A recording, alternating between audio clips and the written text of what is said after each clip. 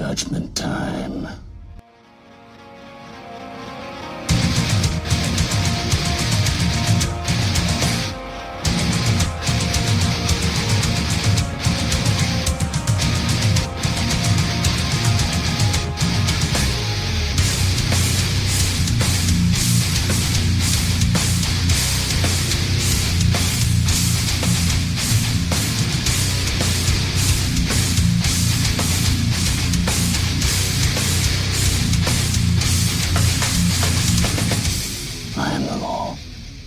Welcome to Everything Comes Back to 2000AD, and today I'm joined by Mr. Stephen Ross. Mr. Rossy, what you want? Oh, a tree of ice cream cones, a cocoa castle for a home, custard cakes, coffee breaks, holiday, we're on the same. Hello from sometimes rainy, sometimes sunny Southern California. Mr. John Burtis.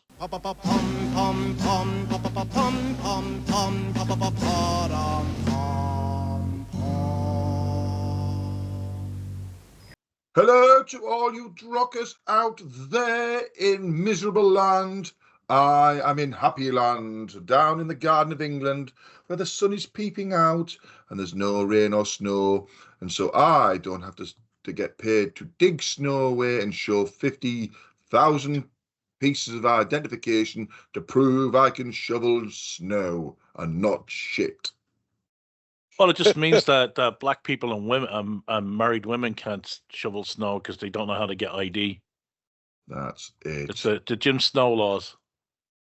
Jim Snow laws. There you go. That was worth the setup, I will admit. That was a good Oh, one. my goodness. You must have a lot of debts, John, because you weren't here last week. I have, but weirdly, all my links are not opening, so I'm gonna have to fucking quickly Wing do it. fucking. Yeah, I don't know what's going on. No, I've got my list. Let's have a look.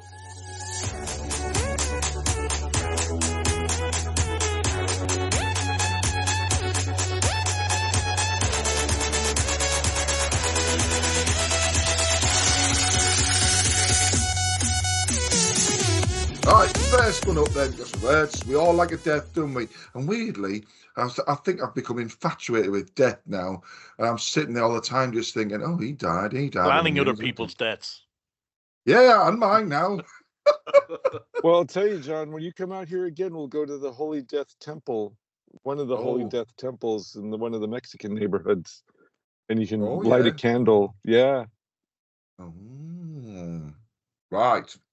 So we've got Andrew Rankin, age 72, English drummer who was with the Pogues. The ugliest men in showbiz outside of the Ramones. Well, I mean, the lead's gone, and now you've got the drummer going, so I presume all the band are going to die off soon, aren't they? To be sure.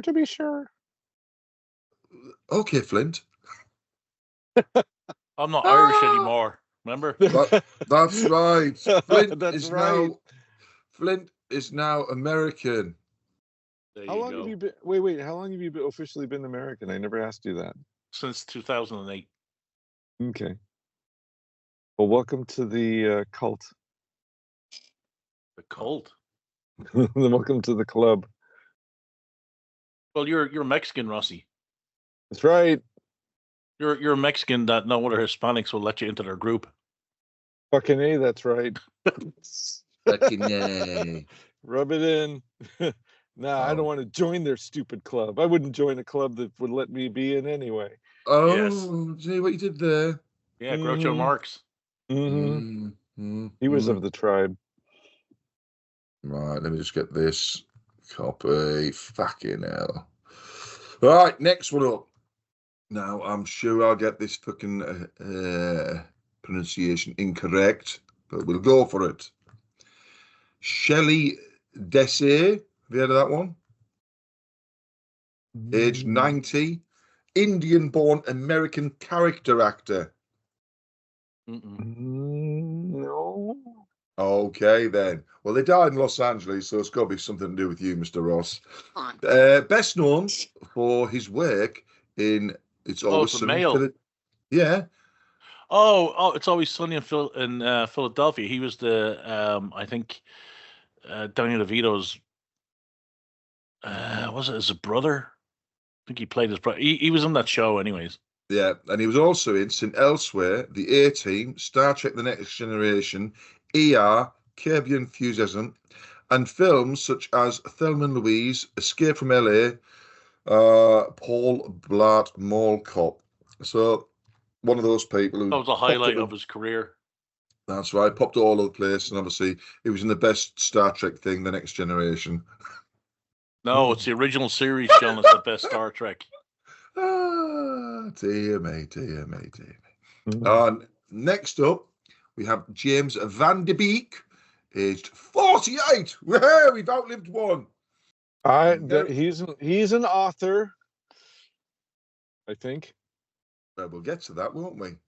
So he was famously in Dawson's Creek. That's his main thing. And he also played a fictionalized version of himself on the cult ABC sitcom Don't Trust the Bee in Apartment 23. Yeah, that was with the girl, the actress that played. She was in Breaking Bad. She played Jesse's girlfriend that Walt didn't save. Oh, the one he deliberately stood there and watched her die. Yeah, and she was in that Marvel show, Jessica Drew, wasn't it? Ooh. What was the Marvel TV show where she hooked up with Power Man? Um, It was Jessica Drew. I didn't watch that one. There was 4 of them, wasn't there? There was 4 separate ones. Was that series? Oh yeah, it was a while back. The series, wasn't it called Alias, and the character's name is Alice. Jessica Drew. Jessica Drew was the person, right? Jessica Jones. Jessica Jones. That's the one I didn't bother watching. Out of them 4 seasons. I heard that one was great, but yeah, the first season was really good at that. That had Dr. Who in, didn't it? He was the baddie, wasn't he? Yeah. Mm-hmm.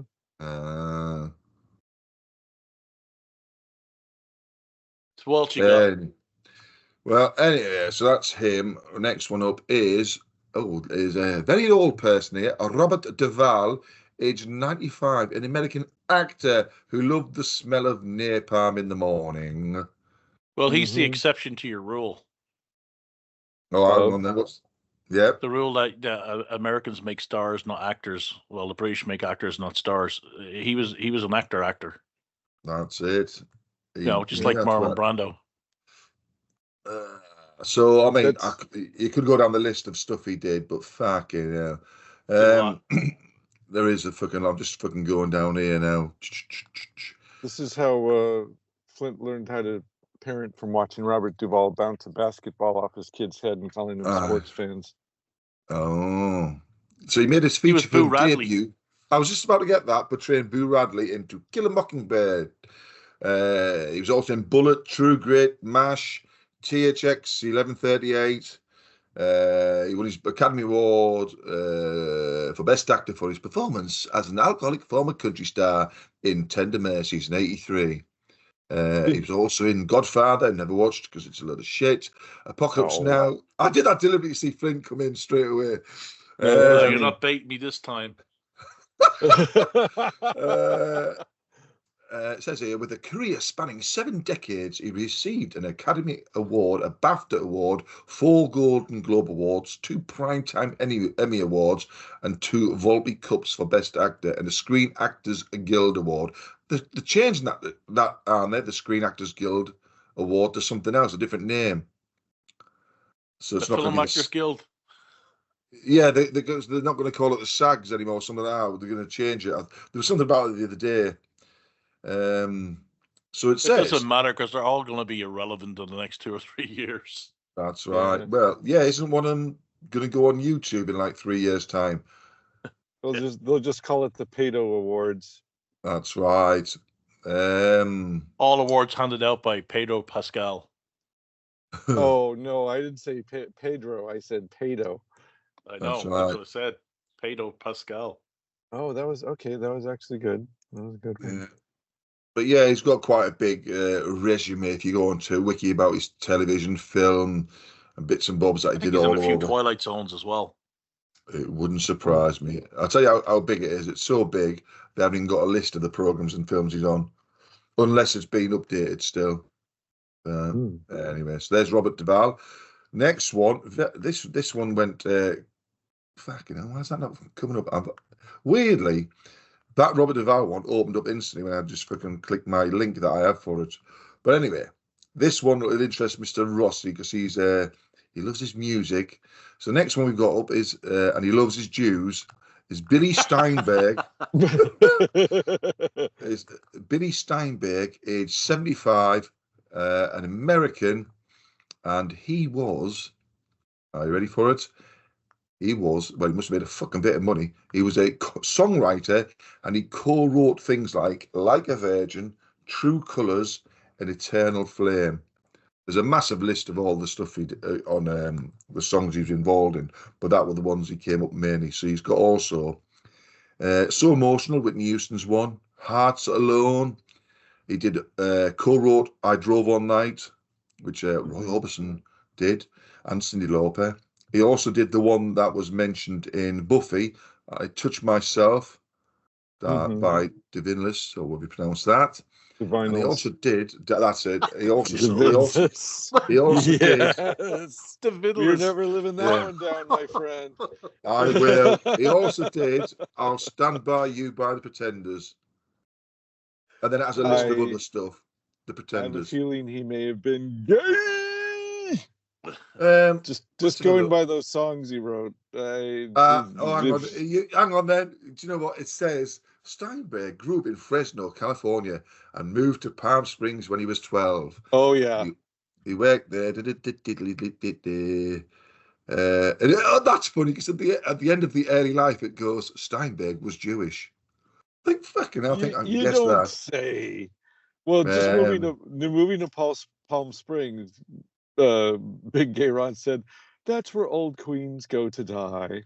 Yes, but yeah, it's tons of stuff when you go down this little bit who he's worked with and the songs and stuff. It reminds me that there's a bloke over in the southeast down here who writes loads of songs for loads of Brits and loads of Americans, but he's unknown. He occasionally, once in a blue moon, pops up on the local news about an award he's won.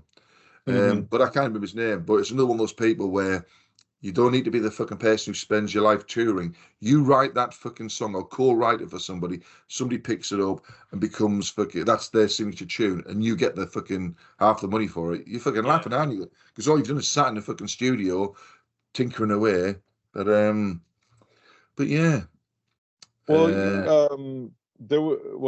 not to the. He's not gay because he got a wife. Sorry, he had a wife. Doesn't matter. That's right. He could be one. What's the term for a person who marries? What's that? That's his beard. It's his beard. He had a Golden Globe Palm star on the Palm Springs Walk. He had on the Palm Springs Walk of Stars, and I've looked at that, and I saw Adam West's. There you have it. So that's that one. Next one. It's a good friend of Donald Trump. It's Jesse Jackson, aged 84, American politician. Seemed to not really sort of like be in the news. Mr. Mumbles. Yeah, I was going to say, he seemed to be not in the news apart from the 60s for me over here. You know what I mean? Yeah, that was probably peak Jesse. Well, when he ran for president, that was kind of a big deal. And then he hosted Saturday Night Live and read Green Eggs and Ham, and that was pretty great. He did that sketch. The question is moot. Yeah, but he is like this clip's being put online where he was friends with Trump and all that, and until Trump ran for president, and that was it. Well, that's obviously it. You have to get rid of him then. He did a lot for Jesse Jackson too. Trump did. Yeah. Just goes to show you. Trump. Anyway. And the final one I've got is Eric Dane, age 53. Yeah, beat him. An American actor known for Grey's Anatomy, but the thing that I watched him in was The Last Ship, which was basically the end of the world sort of thing, and it was an American warship somewhere, and he was the captain of the ship. Well, Grey's Anatomy was as big, was what he was well known for here. Yeah, he was also in Charmed.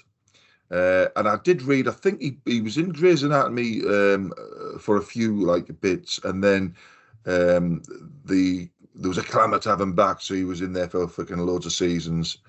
There we are.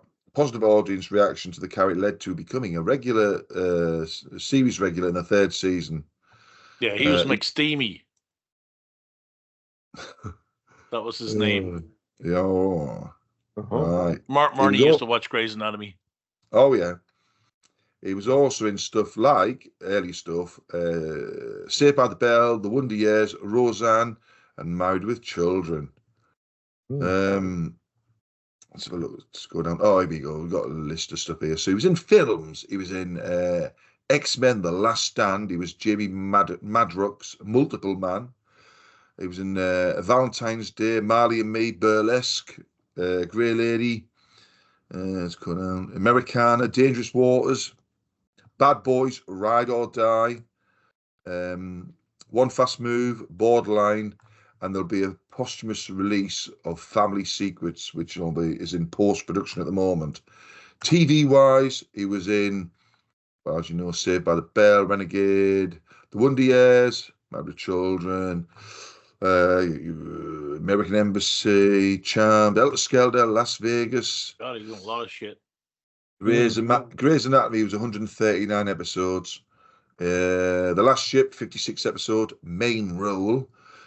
Family Guy, The Fixer, Countdown, Kabul, miniseries, Brilliant Minds, and he's also in a thing that's going to be a posthumous release, Famous Last Words, where he's playing himself. So yeah, it looked to me he's like an all-American looking bloke when I saw him in the TV series, the Last Ship, which I quite enjoyed.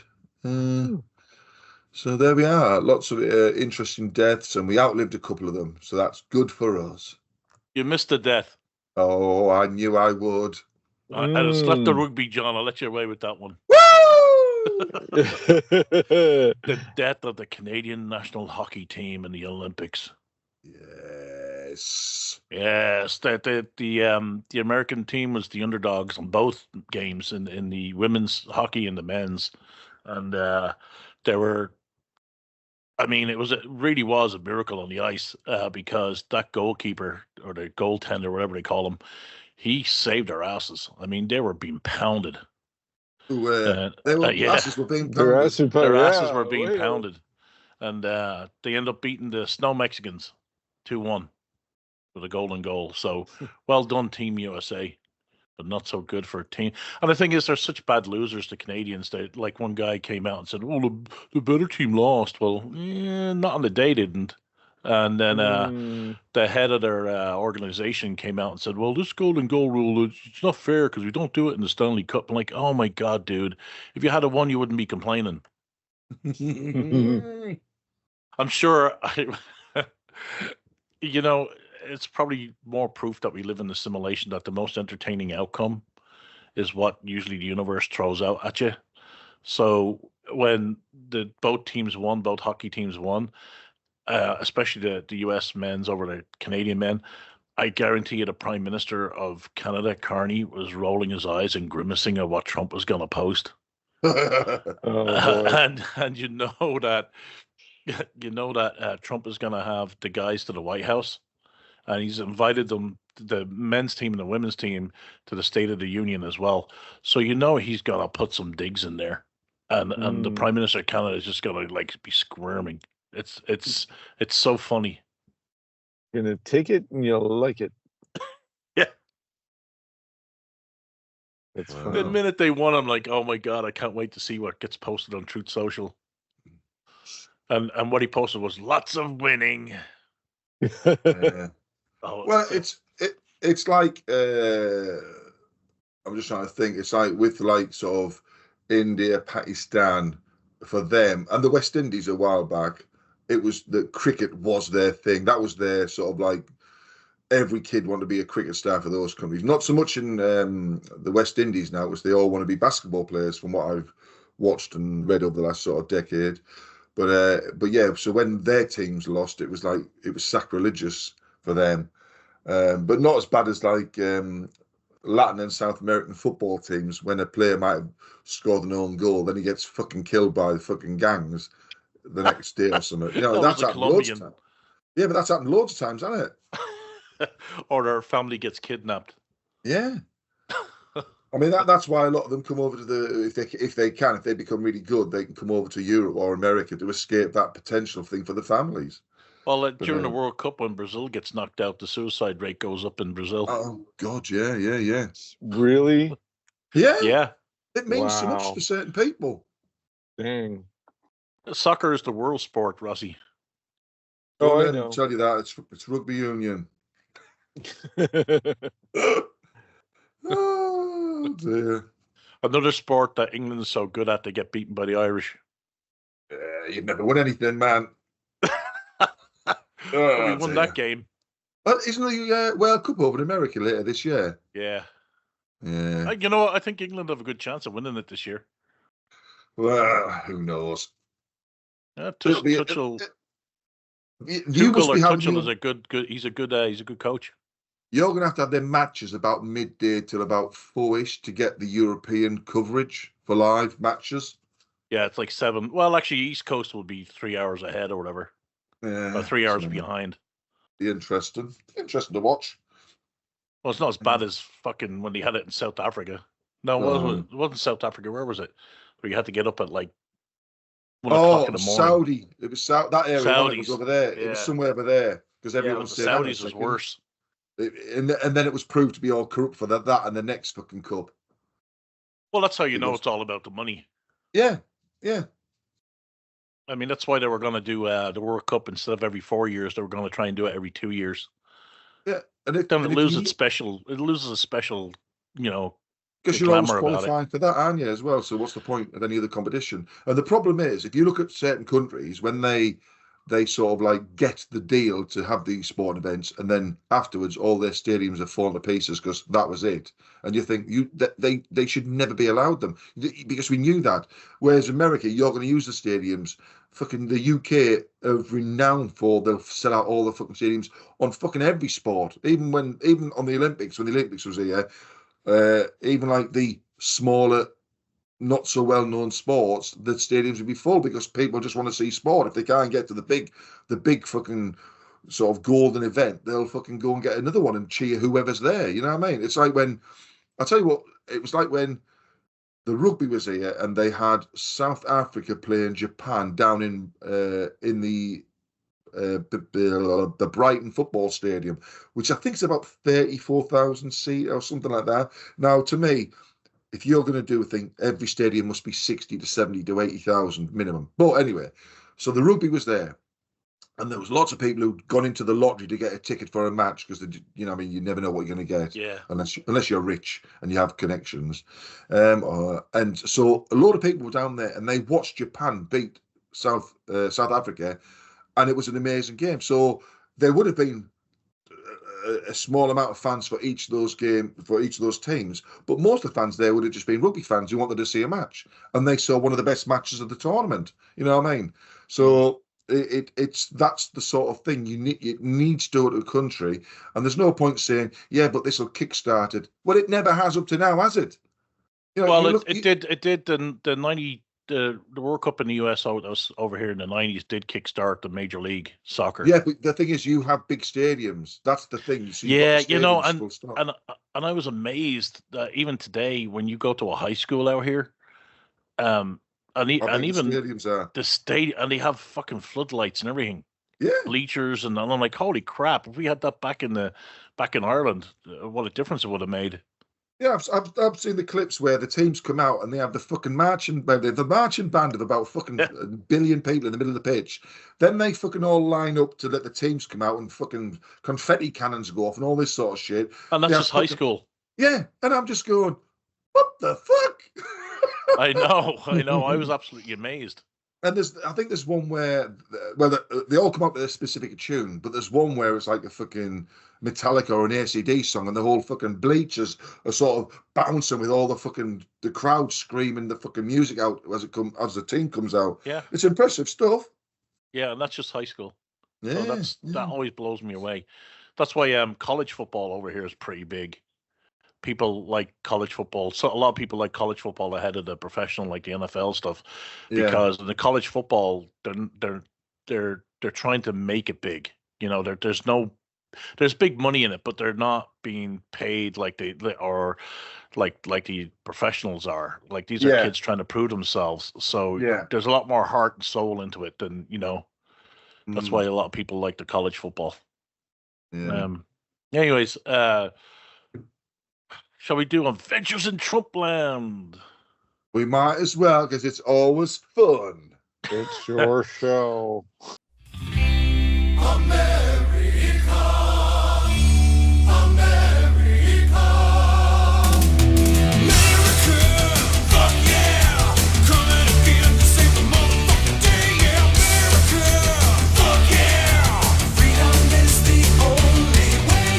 Well, the Supreme Court ruled. The Supreme Court ruled against them using the IEEPA for tariffs. Right, that was the IEEPA Act, which is the International Emergency Economic Powers Act, and he said that you can't use that for tariffs, but which I agree with. Constitutionally, he can't. He has to get it approved by Congress for him to use those tariffs. And by the time it gets through Congress, you know how things run so slow over here, especially with politics. By the time that gets through Congress, it's going to be pointless. So he's turned his attention to a few other acts that he's allowed to. And what's interesting is in the dissension by Kavanaugh actually puts like 3 different acts that he could actually push tariffs through that he doesn't need to go through the IEEPA. And so that's what he's going to do now. So tariffs are going to stay. It's just it's just not as easy as I'm just saying, hey, we're going to use this and get it through quick. It'll be a little bit slower, but the tariffs are here to stay. So all those celebrating Trump's getting a smackdown by the Supreme Court, it doesn't actually do anything in the long run, because he has all these other powers that he can use and other acts he can use to implement his tariffs. And he doesn't even have to call them tariffs. He can call them fees. He can call them, when you get a fee in a hotel, this is your fee. He just calls it fees. Instead of calling it tariffs, call it fees. Change the language. That's all he has to do. So, and a couple of things as well is that I don't know if the U.S. will return that money either from the tariffs that they've already collected, because that's up to the courts to decide. It's not up to the government. It's up to the courts to decide what to do with that money, and they haven't ruled on it.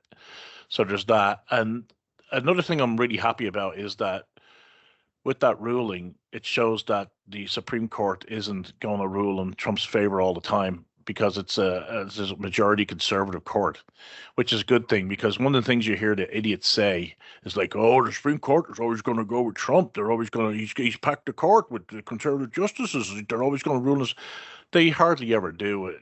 In the majority of cases, the thing with the conservative judges is they rule on reasoning, while the liberal judges in the court will rule on ideology.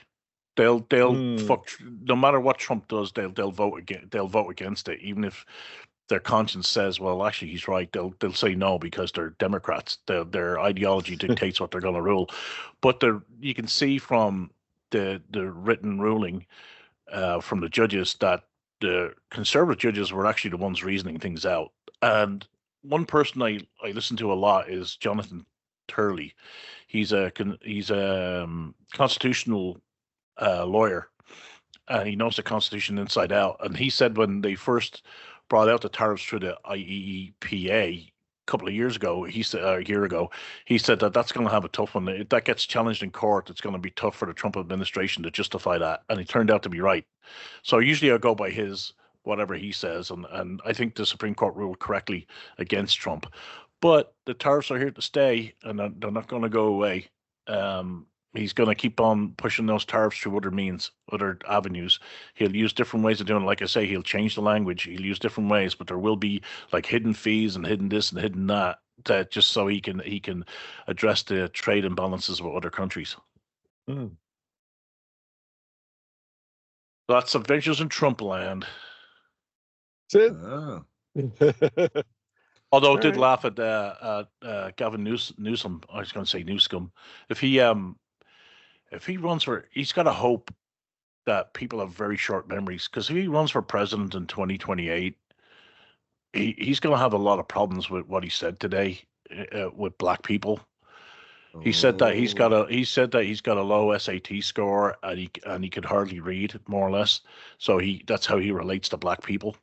Oh, God. I mean, oh my wow. God, who if you listen to the clip, Wow. it reminds me of Biden, when Biden's like, "Oh, corn pop, he was a bad dude," or the mayor of New York, the mayor of New York, the governor of New York, Hochul, that said that black people don't know how to use computers. I mean, it's right up there. I mean, he's so racist, and the Well, thing with they don't have ID either, apparently. yeah. So Yeah. So yeah, they're so stupid they don't know how to get ID. And the thing is, I don't want people that don't know how to get ID voting, anyways. right. If they're black, white, Hispanic, Asian, I don't want them voting if they can't figure out how to get ID. Right. So he's going to be in a world of pain. Newscomb. Oh, we'll see. I mean, maybe he's a good-looking guy, and he's not 80 years old, so that's No, that doesn't mean anything. That doesn't really mean anything. no. It's about policies. Okay. Do you think if he ran on transgender mutilation of kids and open borders, he'll win? No matter how good looking he is and how young he is. Mm-hmm. Do you think he'll win the presidency if he ran on open borders, like Biden did? The only way he wins with those policies is if they rig it. We'll see. We'll see. I mean, the thing is, like, we'll see how well Trump does, and if it's JD Vance running after him, then It'll be Vance and Rubio. You think? Yeah. Okay.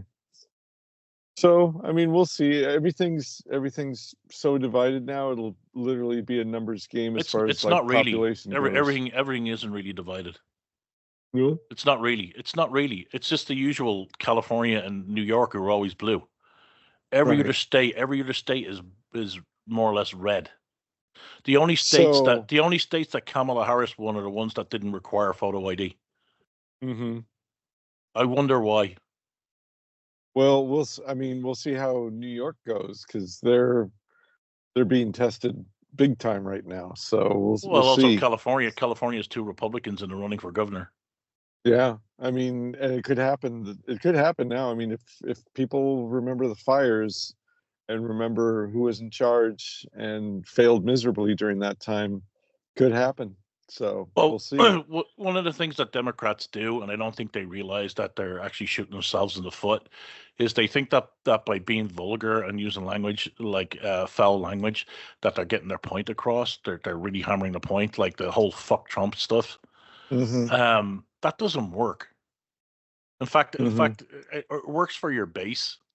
Like the other Democrats are going, yeah, fuck Trump.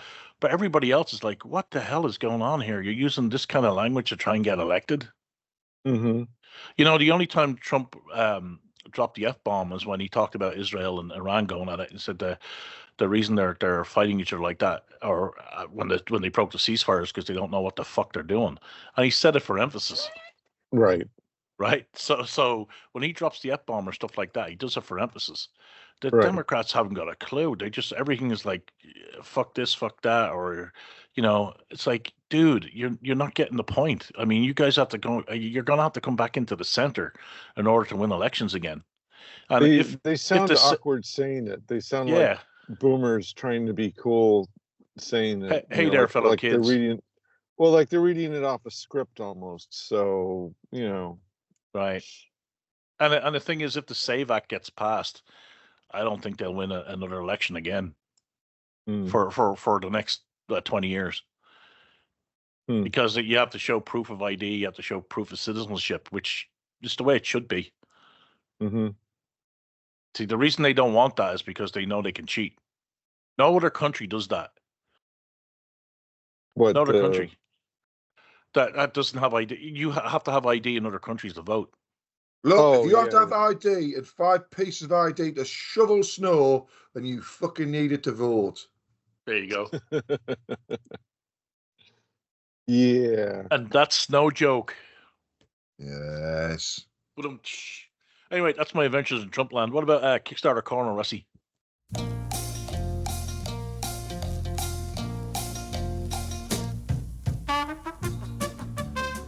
Oh my goodness. Well, Woo! Uncle Pat's book. Oh man, I just had it up too. What was I? Hellbreaker. What was I thinking? Yeah. So I don't know about the physical copies, but I got my digital copy. So as far as I'm concerned, I got it and I'm happy. There's a Crimson Nun one out there, which again, I'm getting the digital copy for that. So I got it and I'm happy. What's Crimson Nun? Is that AP? It's it's been done separate from AP. It's not going to be. I think he. Does he do the art of it? No. I think I've seen the art and I wasn't that impressed. No, the artwork's it's weird. The covers are great. Yeah, the covers are awesome. So he just I think Ben just kind of signs off on it. Ron Fortier is the writer, and Ron's a nice old guy. He does he has a publication company called Airship 27, and they were big during the New Pulp era, and now I think they still call themselves New Pulp, but I also think they're the only ones doing anything like that. And because Crimson Nun's kind of like this is the weird thing. Crimson Nun's supposed to be like a pulp-inspired character. We're up to issue the name number. Suggests it. Yeah, well, the covers absolutely suggest it, and we're up to issue 2, and we haven't left medieval France yet. So I'm like $20 in, and it's like, oh, we're still back in medieval France. Oh, that doesn't matter. As long as you enjoy it, that's fine.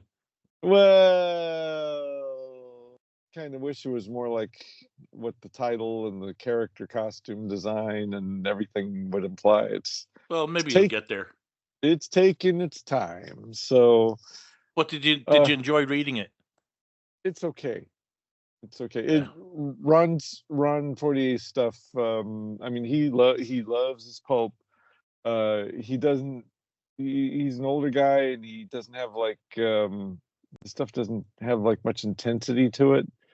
So you get a mystery, and the characters kind of follow the clues, and then there's a little bit of a gunfight and a little bit of car chase, and it's pleasant. That's how I would describe the experience. It's pleasant.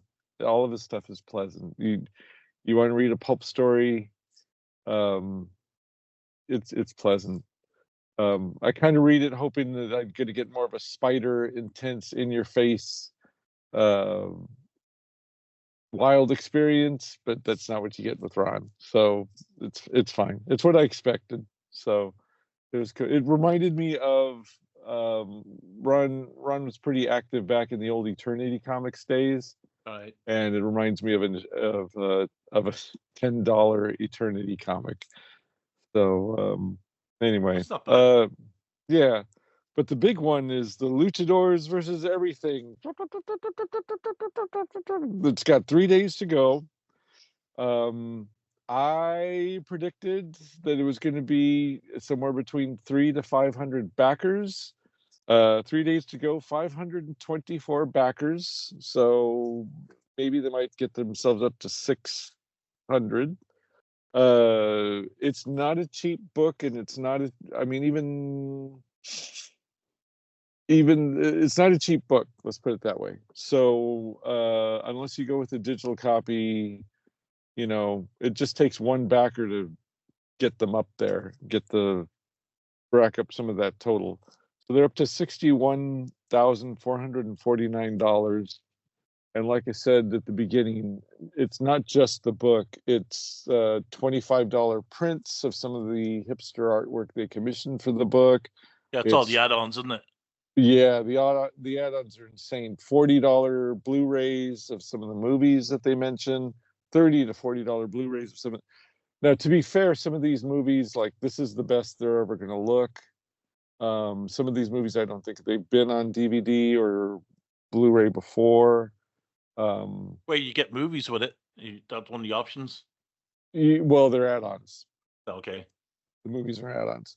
So, like for example, so this was okay. I don't want to get too far into it because I know our listener will get bored.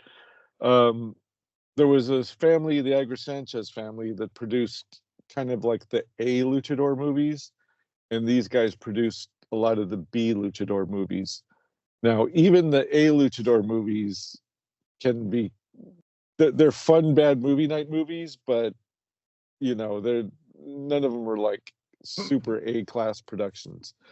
There's the movie that these guys produced, this B company, that is of interest to most English-speaking people, was called The Batwoman, and it's basically she's wearing a Batgirl outfit, but it's just a bikini.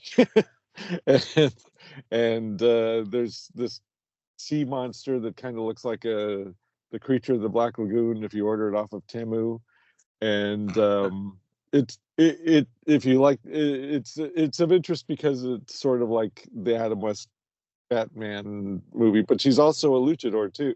And the wrestling scene. So in the wrestling scene, it's like a actual woman luchador who's kind of stockily built like some of the actual female luchadors. So it's like a completely, they show the actress playing the Batwoman. She's all sexy and curvy and looks like a model from the time. And then the woman who's doing the actual luchador fighting is like, she looks like she's spent some time in the ring. And they put it like the gray leotard with the black Speedos, like the Batman costume. So she wears that in the ring, but when she's fighting crime, she wears the bikini and the cape. So, and the cowl. So that's the big movie that's selling this project, is people are interested in that. And then Santo and Blue Demon were the two most popular wrestlers of the time, and they did make movies for them, but those were kind of like the cheaper later movies that really are kind of hard to sit through. There's a lot of padding in those films. So anyway, but they're trying to spice it up with a lot of Spice up hipster your artwork. life. Yeah. Take it to the left. So they the book looks great. They're trying to make it modern and hip and cool with like a lot of the hipster stuff and day glow artwork, and the layout is very kind of like in your face and fun. So anyway, I'm excited for them. It's pretty close to what I had predicted. If they get up to what do you call the stretch goals, they're pretty far up there on the stretch goals. So just in addition to the book, they're not listed here. Anyway, the stretch goal that I was most interested in was the preview of the 3D comic based on one of the films, and you get a pair of 3D glasses, and they made the $60,000. So now I'm going to get the 3D comic. So I'm pretty excited about that. So this has been a fun one. For some reason, it doesn't feel like it's been a long campaign, and it feels like they didn't even go like a full 30 days with it. So, and frankly, they don't have to. It feels like they're getting it done just to pay for the printing, and then they're gonna try to sell it like outside of Kickstarter for a little more. But but my thing is, I think everybody who likes these movies has been following Master Public's, the company behind this. It's like, it feels like all us fans know about it, and have backed it, and I don't know how many people outside of this circle that's already backed it are gonna want to pay that for the book, or interested in the subject matter enough to pay that much for it. So, we'll see. To me, it's like I'm keeping an eye on them and seeing if there really is an audience for this, because I've seen a lot of other Lucha Libre themed projects on Kickstarter, and like half of them don't even meet their goal, and the goals aren't really that much to begin with. So when it comes to people who want it in English, I'm one of the proud few, apparently. So, and then there's Caretaker Tales. How's that is doing? It's kind of winding down, right? Yeah, we got 5 days left. Mm-hmm. And we're twice over our goal, so that's okay. It's pretty okay. I don't think I'll do a third one though. You're not going to do the Deadeye one? You know what? I might do a third one if he does it in space. Deadeye in space or something. Okay. So I might do a third one down the line, but I mean, I'm trying to get like at least 6 or 7 done this year. So this is number 1 down, and the next one, I mean, 5 days to go. It's doing okay. It's a very acquired taste because it's very politically incorrect. It's like if Mel Brooks wrote it. Just to clarify, Saddles. To clarify, though, there's no real politics to it. It's just like gross out humor. That's what you mean. Lots of violence. It's old timey sex comedy, gross out type of humor. Well, it's like Blazing Saddles meets Tales from the Crypt. How about that? Yeah, I mean, there's Hitler jokes. That's about as political as it really gets. Yeah. So, it's doing okay. I sent Rich off the final before having to go over it before I send it off. I'm going to get the proof printed this week. Send it off to get printed and see what it looks like. I always do that anyway, so I can catch things at the last minute. Because when you look at a screen, it doesn't really do it justice till it's in your hand. It's like what Stan Lee said about boobs. Like digitally looks great, but better when they're in your hand. And so Rich is going to have one more look at it before I send it off, and then we'll move on to the Kyla Treasury edition. And that's why if people ask my politics, I just say I'm a Stanley liberal because I stand with Stan on boobs. Well, the thing is, I can be very political, as you know, but my comic books aren't. They're just fun. There's no politics in the comics I do. Well, not to suck up to a friend, but I got to admit, you posted that behind the scenes thing, and you showed how you got the photo from the Rocky Horror House and traced over it. And even though it's a tracing, it's all that line work took a lot of work, I can tell. So I mean, I changed some of it. Like John said, I covered up the door. Ooh. I covered up the door with a big hedge. Okay. Yeah, well, yeah, but I mean, if you know the movie, you know that silhouette very, very well. So right. I mean, there's not a lot of you're not hiding anything. So anyway, it's you're definitely putting in the work. There's a lot of detail in the artwork. The gags are mostly funny. Well, Rich put in a little Easter egg in the room where Dracula is in. His door number is 1931, and that's when the Lugosi movie came out. And I did one better. I put 2 Easter eggs in the picture of the bride that Rich didn't say in the script. I put them in there. The date on her desk is the date that Mary Shelley started writing Frankenstein. Not published, but when she started writing it. And there is a portrait of Mary Shelley in the background on the wall. Wow. So little Easter eggs like that I put in there. Yeah. Well, you get your money's worth. That was what I was trying to sell this week and last week on Ben Dunn's live stream was I held up the white heat and said this is the format of the future, because they're all like, oh, we got floppies into Walmart, and I'm like, yeah, those floppies are going to end up in the meat case and in the milk cooler and in the dressing rooms, everywhere you don't want them to be, but then they're going to get destroyed. But this digest is going to be a lot more durable, and I think people just psychologically treat it more like a book than the floppy, which they think of because as of a the cardboard magazine cover. Yeah, it's more like people look at the floppies and think of it more as a magazine, which is disposable.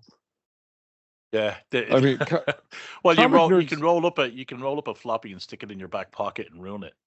Yeah, well, the floppies, the collectors look at them and they think like, oh, I'm going to bag and board it, and they look at it as like a big trading card or a collectible. It's like, well, you can look at these digests even more so as a big trading card, and I think they could still also be collectible, just like paperback book collectors.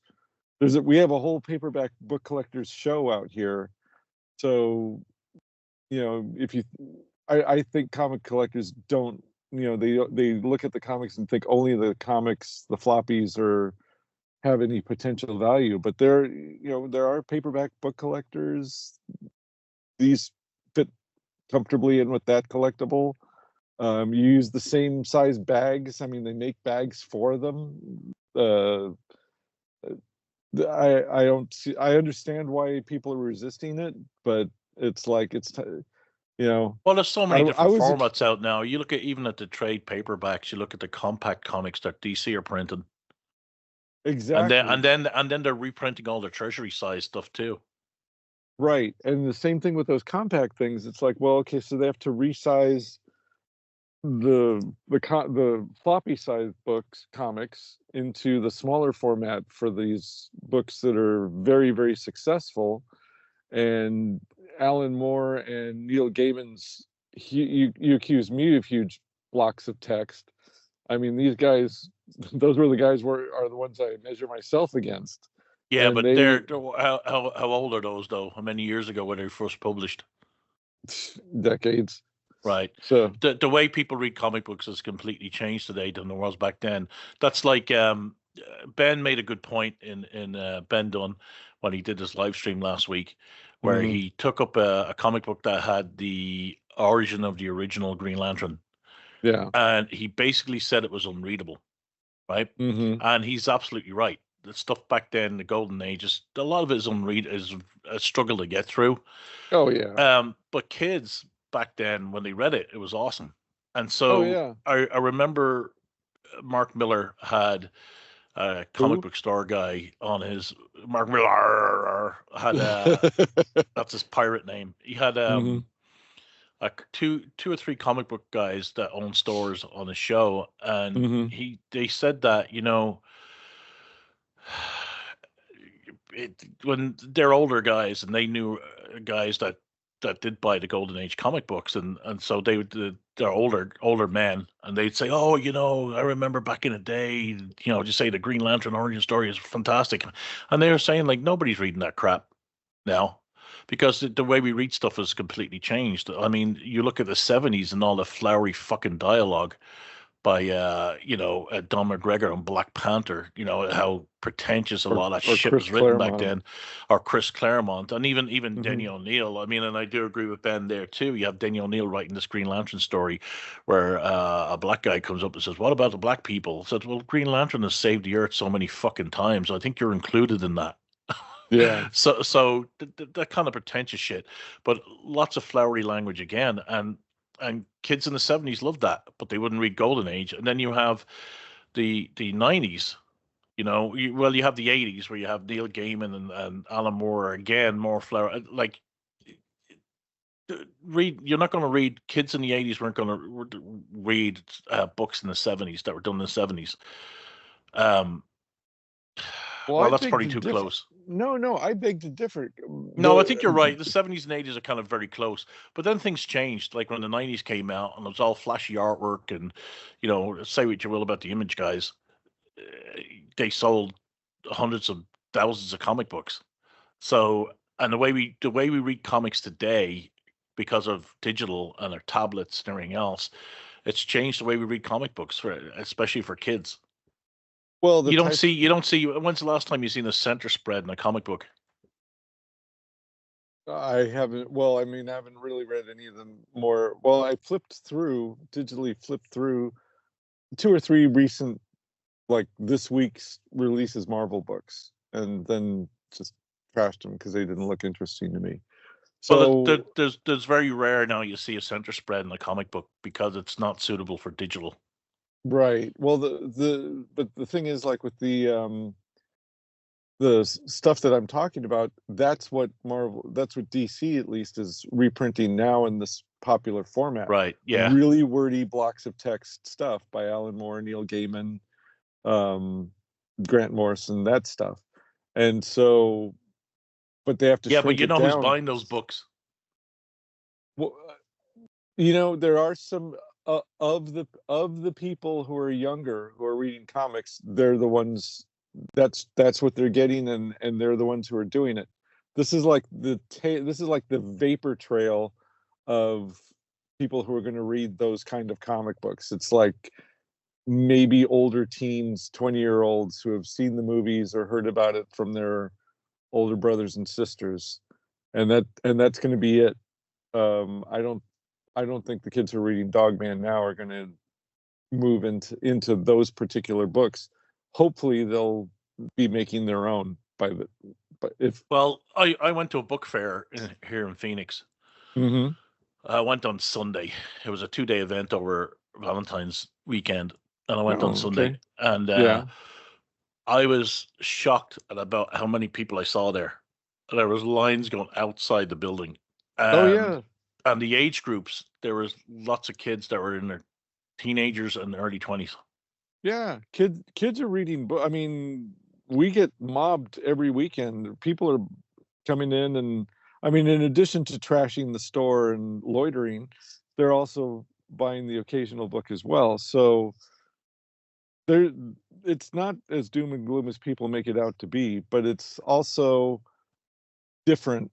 The things that are actually being sold and read, and especially the things that are being sold and read to kids who are using their own money or gift cards, is different.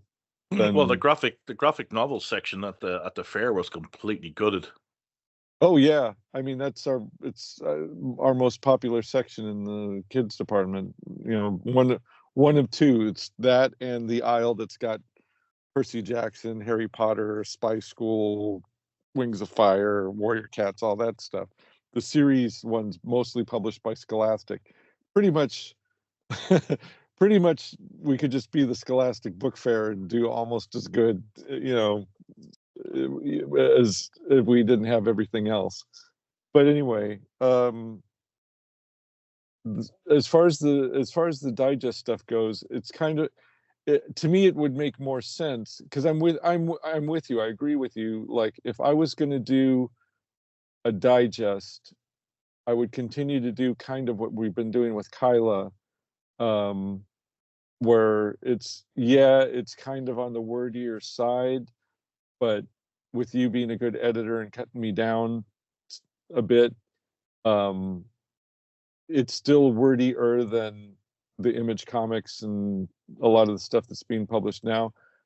But a lot of care and thought was put into the world building and the character stuff that's in all those blocks of text, and I think it sticks and makes it a more memorable character and more exciting read than a lot of the big titty jungle girl stories that are just like it's a big titty girl in the jungle who has a Hollywood hairstyle and makeup, but there's even a reason for Kyla to look like that too, whereas the other ones it's just like, yeah, of course they all look like that, they wake up looking like that. But but the problem with the DC books is like those were made for a bigger format. Those were wordy in a bigger format. You shrunk it down to a even smaller format, and the print is like even smaller still now, and it's a challenge to read. But It's only a challenge for you, Rossy. Nobody else has those complaints. Well, Pete Stewart went out and bought a few of the books, and he actually prefers them that size. yeah, well, I mean, they're much more convenient. They're much more reasonably priced. It's like when he did Star Heroes in the UK with the digest, where all he did was get the Micronauts and shrink down the artwork. Yeah, well, You could read them; they're readable. Did they or did they chop it? It feels like they shrunk it down. They shrunk it down to fit that format. Oh wow! And Bill Mantlo was also quite the wordsmith too. Right. You can read it. I mean, it's not like you're straining to read it. No, it's totally readable. But like, given the choice, I would rather. If the digest size was already the industry standard, it would just be like a 1-to-1 thing. It's like, okay, so I've got a digest. I paid $14 every few months, a quarter. You buy the digest quarterly, and then if you love it, we repackage it as a 200-300 page book, and then sell that for cheaper. So if you can't wait, or if you just like to collect these things, you get the more expensive one off a Kickstarter, and then you mass market it like for stores at 300 pages for $20 or whatever. I'm just spitballing here. These aren't like real prices I'm talking about, but you see what I mean? It would be like the equivalent. It would be like based on, but not a complete ripoff of how they do it in Japan, where it's like you get the phone book manga weekly, and then nobody actually collects that, or like the serious nerds actually do collect those things. But then like the general you get public to vote on your story that you like, and then they collect it, right? Then they give it its own series. Right. And then they collect those in the book series, and it's like, okay, so it's like 300 pages for $10. It's like, well, we've already kind of made our money off the weekly, and then this is just gravy, and then we repackage it for America and make even more off of it. So, which I like, again, 2000 AD, I don't see what they're trying to do. I don't see what they're doing in the Prog. I guess we can actually talk about that when we get to the I know Prog. they're going to try and do the Prog weekly over here in the US. They got a printer over here that'll do it. Yeah, which made sense, because I can't imagine. I mean, by the time they got done with the shipping those bundles over, that made sense 10 years ago. Right. Yeah. So I always wondered why they didn't do that. Why they didn't co-opt it to some company over here. Well, the tariffs must have been like a final straw for them or something, which is good. Kicked them to the seat to finally do something they probably should have done a while ago. But yeah, I mean but again, like the content from the Prog, it's like I don't know where they're collecting their data from, but like just skimming through the Facebook groups where like older readers like us are hanging out and posting stuff, I'm not seeing anybody absolutely loving any of the new strips or the new characters or the Regine stuff and all that. I mean, no, it's all the old stuff from the 80s. Right. And I see some of the people going like, oh, I quite liked this issue or this episode of XYZ, Shuck and Hearn or whatever. But it's like, okay, yeah, good for you. But I mean, I don't see like a big old post with lots of comments saying like, yeah, this is going to change the Prog, and the 80s are back, and we're back to our full strength. It's like, oh yeah, did anyone read The Dread? Oh, some people liked it, some people didn't. It's fine.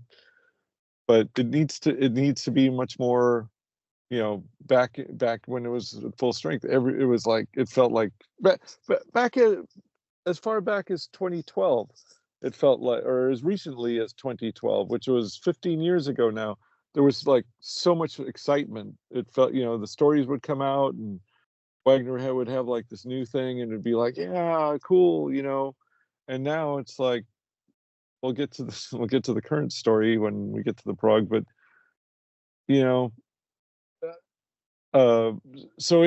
anyway, like the idea of an anthology like the Japanese have, 2000 AD is like the Shonen Jump of Britain, And it's like you got this anthology, and then the popular stories they'll collect as books, but they're still, the comic book size trade paperback. It's still, as opposed to a smaller, more compact format, it's still stories that I don't think, even if you were reading some of those, if you were reading 2000 AD story for the first time ever, and you picked one of the current ones from the current Prog, would you be the reader would you be as enthusiastic as a reader who read Nemesis the Warlock way back in the day? No, of course so not. that's what I'm saying. Yeah. All right. So anyway, that was so Kickstarter corner. I still haven't heard anything about the golden Amazon or whatever that pulp thing was. I don't think I'm ever going to get it. And Ben's been doing colorized versions of Ninja High School, so you can Yeah, get seen that. Yeah, I think they're only on digital, and they're looking pretty good. If you haven't read this series before, you can at a decent price. I think they're like $5 each. So, and no shipping. Yeah, the shipping's a killer, man. I know. Is the 77 doing anything? Have they got something going on? Oh, they've got Simon Jacob thing, right? Yeah. What's it called again? Oh, I haven't a clue. Mentioned it last time. I did send him a text asking if he wanted to do an interview and never heard anything back. So obviously he's listened to the podcast, or people have told him about it. Well, I mean, how long has it been since he's done anything for Rebellion? Forever. Yeah. Oh, okay. So speaking of Rebellion, so listen to this. I get my comics through mail order from a place called mycomicshop.com, which is the website for Lone Star Comics in Texas. And they use the Lunar catalog as the digital catalog you order from. Well, they do a lot of bargains, don't they? Well, I mean, it is a all-in-one comic store. So I have a wish list for episodes of FemForce, issues of FemForce I'm missing. And they notify me when a new one comes in, and they sell out so fast that I usually can't even I literally have to snatch. I have to, if I get the notification on my day off, I have a fighting chance of actually getting it, because I can right away place the order. If I see it while I'm at work, it'll be sold by the time I get on my break. So, but anyway, they have a wish list, they have bargains, they have all kinds of, and yes, you're right. If you mean it's 35% off if you pre-order, yes, that's quite a bargain. So I looked up to see what Rebellion was going to be publishing, and I did not see the Prog on that list.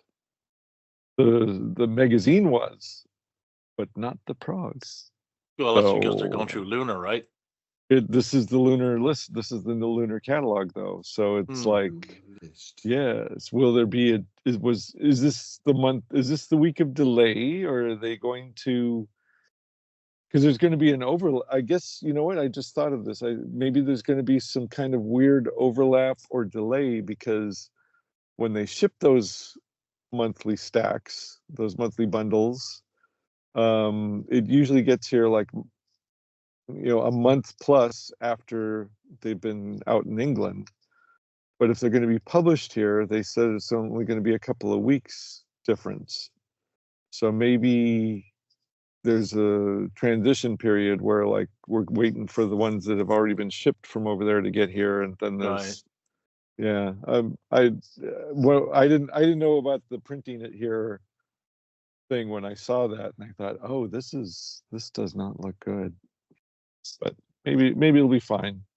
Yeah, if they're going to start printing it here, which they are going to do, they're better off printing a clean slate, like a whole new lineup. That'll give U.S. fans a chance to jump on. Yeah. Hey, look, another Ken Neiman story, and and another Ark for Huck and Shuck and Hearn and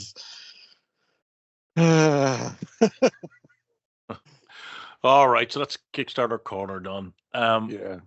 What about movies and TV, John? Movies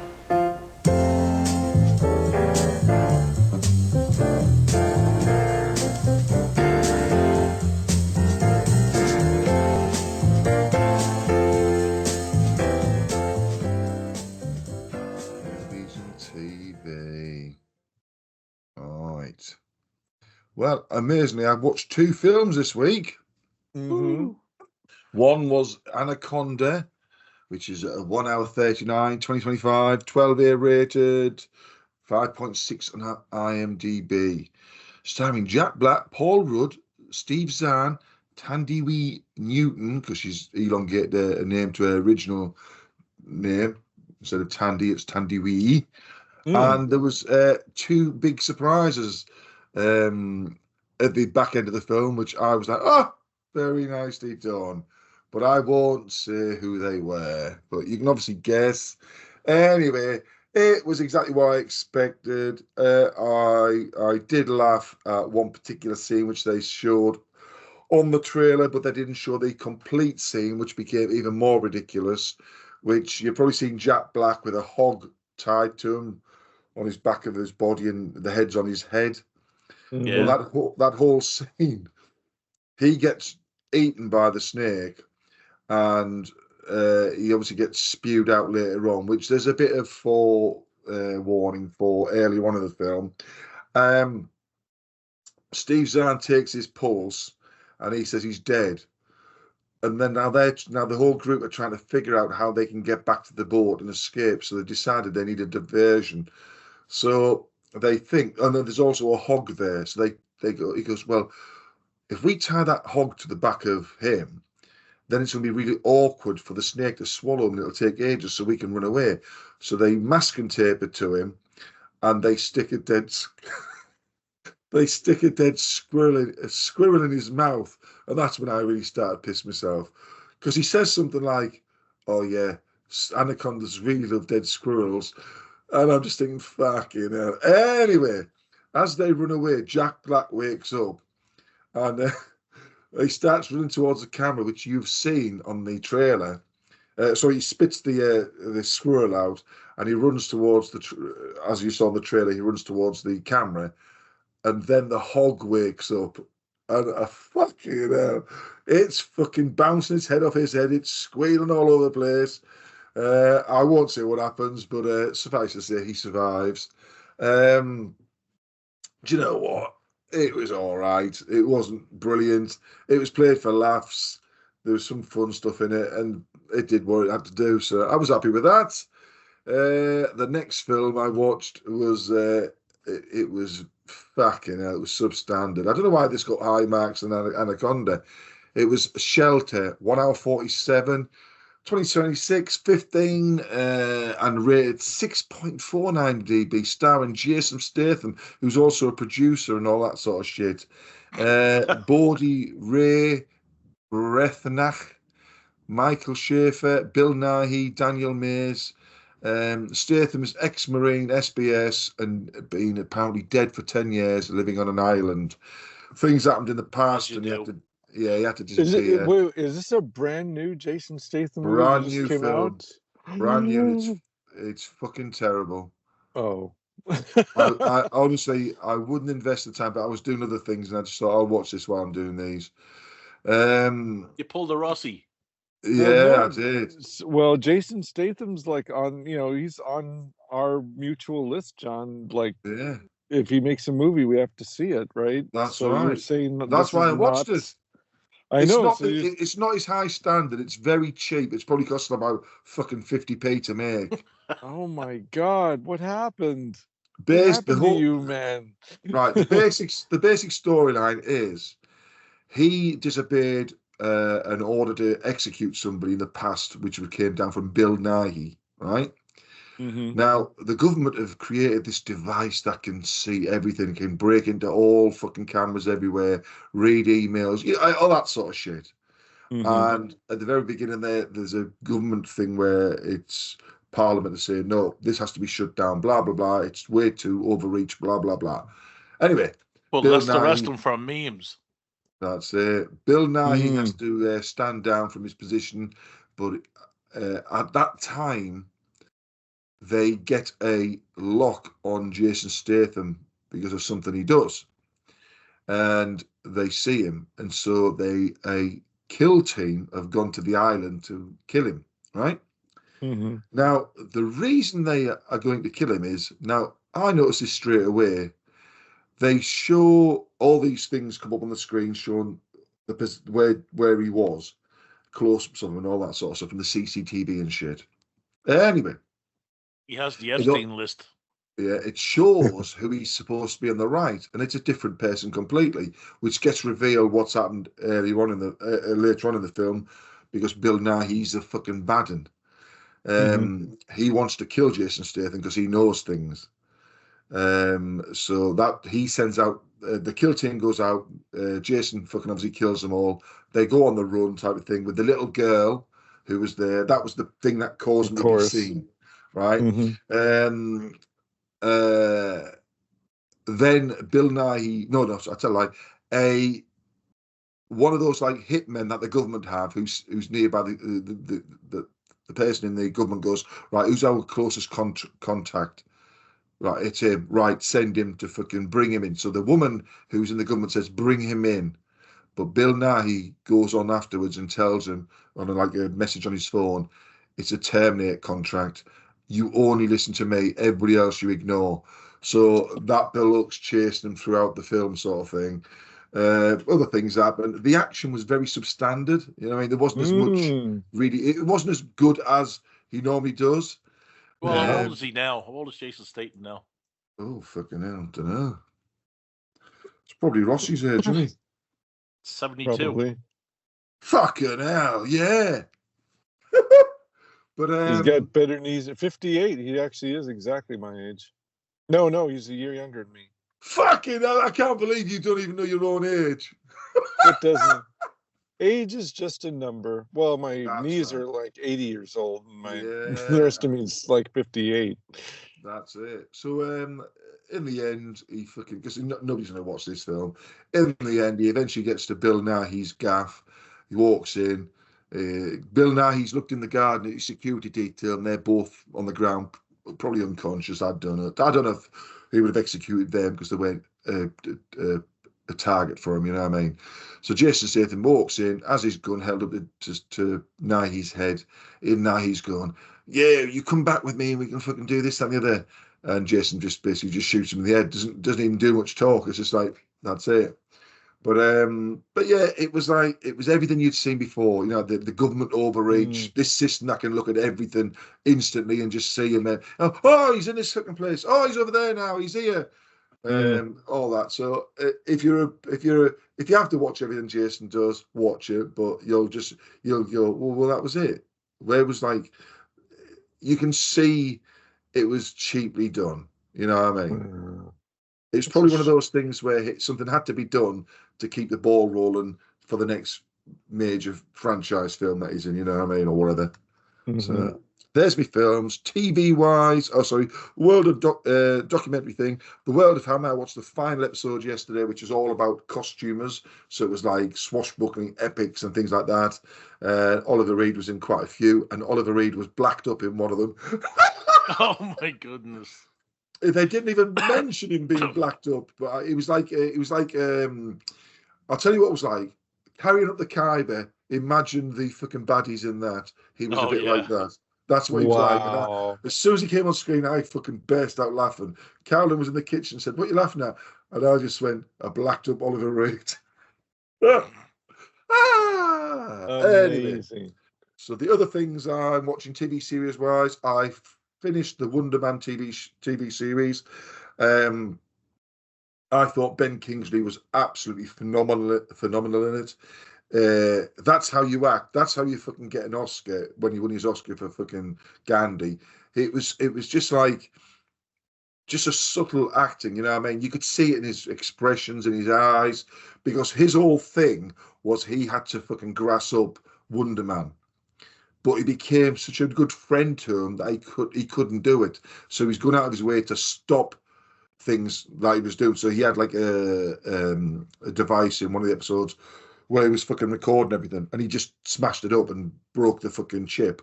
Then he was getting the shit for it. And the ending was heartbreaking. I'll spoil it. So don't listen for the next minute. The ending was heartbreakingly sad with a bit of way at the very end. So Wonder Man's been discovered, and you cannot have superpowers and star in any TV show or movie or anything. So everything he'd wanted to do is fucked, and he's gonna be fucking going to prison, sort of thing. Ben Kingsley steps in, and he goes back to being the fucking, what was the baddie he played in the other films? The Mandarin. He puts the Mandarin shit on, and he fucking takes the blame for everything that happened in the final episode. And he does the old thing. I did that to prove to you that I am back. This sort of stuff. He gets arrested, goes to prison, and Wonder Man figures out what's gone on. So Wonder Man then befriends, I don't know how this happened, befriends a guard at the secret prison. Fuck knows how and he's going to do like he wants to use it as a movie part. So he needs to follow this guard. Gets in there, and he rescues Ben Kingsley. And at the very end, he flies out through the top of the fucking secure Max building, blasts out, and he saved Ben. But the final episode, Ben Kingsley, to me, he stole the whole series. But the final episode was like absolutely wonderful. You know what I mean? I fucking just loved it. It was the way he fucking took the blame for it all, you know, because he knew he was going to the prison. That would be him. He finished. But he found such a lovely friendship. So it's only, I think 6 episodes long. So I'll definitely watch it if I were you, lot. Did it have any extra scenes at the end after the credits? No, there wasn't. No, not that I can remember. Did the relationship make you cry because it reminded you of you and Rossy? It did remind me of Rossy, but I came to America to rescue him from the fucking evils that are going on. And the other TV series, which I would say is the TV series of the year for me, is A Night of the Seven Kingdoms. The final episode I've got it to watch. I fucking love it. Everything about it, it's just fucking wonderfully directed. The characters are fantastic. They even had a Trump moment in that show. Oh, go on then. What was that one? When he's told to get up, fight. Yeah. Now, I was watching something the other day, and it had a person who was an expert in medieval stuff, knights and stuff. And I thought, well, you're Jason. Well, I always think, I laugh at these people because I just think, well, you're not really an expert, are you? Because you've never been there. You know, you've read stuff. Well, that could be a lot of fucking lies. You know what I mean? Yeah, that's a documentary effect. Yeah, words change over history. So when somebody was like, when somebody says gay, it meant happy before. You know what I mean? So the words change. So when you're reading all this stuff from fucking 500 years ago and telling me that you know exactly what's right, well, it's a load of bollocks, isn't it? You're just guessing half the time. So, but this person was going, oh, the way they did the fight sequence was the horses and the jousting and stuff. They cleverly did it so you saw it from him only, so they saved money doing this. But he mentioned loads of different kits on the knights and how it would affect them in battle. So it was all interesting stuff. But it's all leading up to this final episode. But it's lovely because it's one linear story going through. We had a little bit of it's not jumping around. That's right. The only bit of jumping we had was a bit of history stuff this week.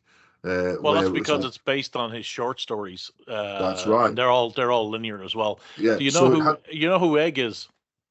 Yeah, he's already been shot, but they revealed it. Right. He's Daenerys' grandfather, I think. Yeah. He's the father of the Mad King. That's right. And but he's the lovely kid. The kid, I hate kid actors because they fucking ruin things because they never get killed. So it's like in fucking Jurassic Park, isn't it? Just follow the kids; they won't get eaten. But he was fantastic in it. You know what I mean? And it's lovely. And now we're building up to the very final. But the final part, the ending was a very sad bit on the final, on the penultimate episode. And so now we're going to go to this bit. Yeah, but you know, it's just nice. You know what I mean? Everything about it's really good. Really good. The scenery, the acting, the situations. He's mentioned in Game of Thrones, Sir Duncan. Yes, apparently so. He's a relative to Brianna Tarth, isn't he? Apparently. Well, there's a scene where Joffrey is going through the history book. He's going through this book, The Annals of Westeros, whatever. The And he says, Annals of Westeros. yeah, and he says, oh, Sir Duncan the Tall got 4 pages, like that he was such a great knight. Thingy, yeah. Yeah, they got 4 pages, and Jamie Lannister's there. He said, well, Sir Dunk was a great knight or something like that. He said to him. That's actually in Game of Thrones. Yeah, I remember seeing that clip. Because when I go in the kitchen and do stuff, I put fucking YouTube up, and you know the little clips you get on your phone. I just go scrolling through them. So I'll put one on. It might be Game of Thrones. Next one's Warhammer. Next one's military. And I just, if I'm drying the pots or something, I have like fucking 40 of those I listen to. If Carolyn came in, speed. No. If Carolyn came in and I said, what have you been learning without wanting to learn? And she would say everything about Game of Thrones and Warhammer. Because she's out there and I'm going, I'll turn the music off. Let's have this on. So that is what I've been watching, gentlemen. What about you, Rossy? Well, I watched the last Alien movie that they made. I half watched it. Okay, now. I had no interest. It's not in that watching. good. No, it's not. But okay. So the other one I watched was the new Predator movie, and both of them were kind of the same. It's kind of like, but in different ways. The Alien movie was like a greatest hits of the Alien franchise. That's why the TV series is way better. Okay, well, anyway, so the thing is, watch the TV series? I'm just done with all these like old franchises where they. No, that's not what I asked. I said, did you watch the TV show? No, I have no interest in. I have no interest in these franchises were like. Then why did you watch the 2 movies then? Well, I'll get to that. So, the main reason was I was looking for something I could watch with my dad, and those were the ones he wanted to see. So, and I was curious enough about Alien. I was curious enough about both of them. There was like, that Alien movie's crap. Well, I would rather. It's easier for me to sit through like an hour and a half, 2 hours of. Then watch a TV show with your dad. Than watch 8 fucking hours of the same shit. So. Oh, it's not the same. It's different. I just don't. I mean, unless I have to really love it, or it's something I can sit through with my dad, because I just don't like series TV. Sorry. Like the last one that I was really into was like Xena and. Oh God, let's go back. Yeah, Xena and Cleopatra 2525. I say that unironically. But and then the rest of them, it's like if I see it, I like the animated sitcoms, King of the Hill, Simpsons, South Park. I like those, but like dramatic and or action series TV, I just have never liked it. And when I say never liked it, it's like I don't hate it, and if it's on, I'll watch it, or if there's nothing else to do, I'll watch it and enjoy it, but I'm not like, oh, I gotta set aside an hour every week to watch this dramatic series thing. I just have never been that way, and it drove my friend. I had this one friend who swore up and down that Battlestar Galactica reboot from Sci-Fi Channel. Oh, it's horrible. He was like, he thought I was insane for not watching that, and I was like, well, by this was kind of like it had already run its course, and I didn't have cable while it was running, so I would have to watch them all like with Breaking Bad. I would have to like somehow either DVD or Sail of High Seas acquire like all the episodes and then sit through them. And like when it's kind of spoon fed to you over the course of a week at a time, that seems like one thing, but now it's like, I got 80 hours to watch now, and it's like shit. I mean, that's like I'll take a 2-week vacation off of work and just binge it because, but Oh, I take that. You know, I take that back. I did. What was that other series I did watch? The Queen of the South stuff. See, I watched that with my dad. With my mom and dad. If it hadn't been for them, I probably could have just like walked away. You know. No, there was one of those series that I was like really into. Anyway, they're few and far between is basically it. So yeah, so I wasn't. I mean, if my dad suddenly decided like, oh, I want to watch the Alien series on Hulu from Hulu, I'd be like, okay, fine, you know, let's check it out. But anyway, the Alien movie was like a greatest hits of the Alien series. Yeah, that's the problem with it. Which is its strength and its weakness, and I think John will agree with me that like any band's greatest hits album isn't necessarily their best album. Does that make sense? Right. So that's how I felt about that. It's like familiar, familiar and good because it's tried and tested and true, but didn't love any of the characters. And you know, that first Alien movie was pretty I mean, I was a kid, so I didn't know every horror movie that had been made before, but it seemed pretty revolutionary for its time. Even the adults were going like, damn, this is something new. And then this was just kind of like, damn, this is like the 8th, 9th, 10th attempt to do Alien. And the same thing was Predator Badlands, except there wasn't a bad special effect. It felt like a kid's movie. Have you guys seen Alien Badlands or Predator Badlands? I think John's seen it. Did you see it, John? I've seen it. So I'm gonna get into some spoily things, but I mean the movie's been out for a while now. So the Predator has to kill this giant, horrendous, unkillable beast. And along the way, it runs into this like cute, big-eyed, sort of like squirrely dog-faced creature. And spoiler, that's the baby version of the unkillable beast with blades coming out of it and tons and tons of teeth and shit. So it felt like sort of a kid's movie with some Predator drag to it, because at the end of it, it's kind of like this found family, and what's important is not so much the honor and the killing, but the friends we made along the way sort of feel to the end. And it was fine. There wasn't a bad special effect. The action was pretty exciting. It moved along pretty quick.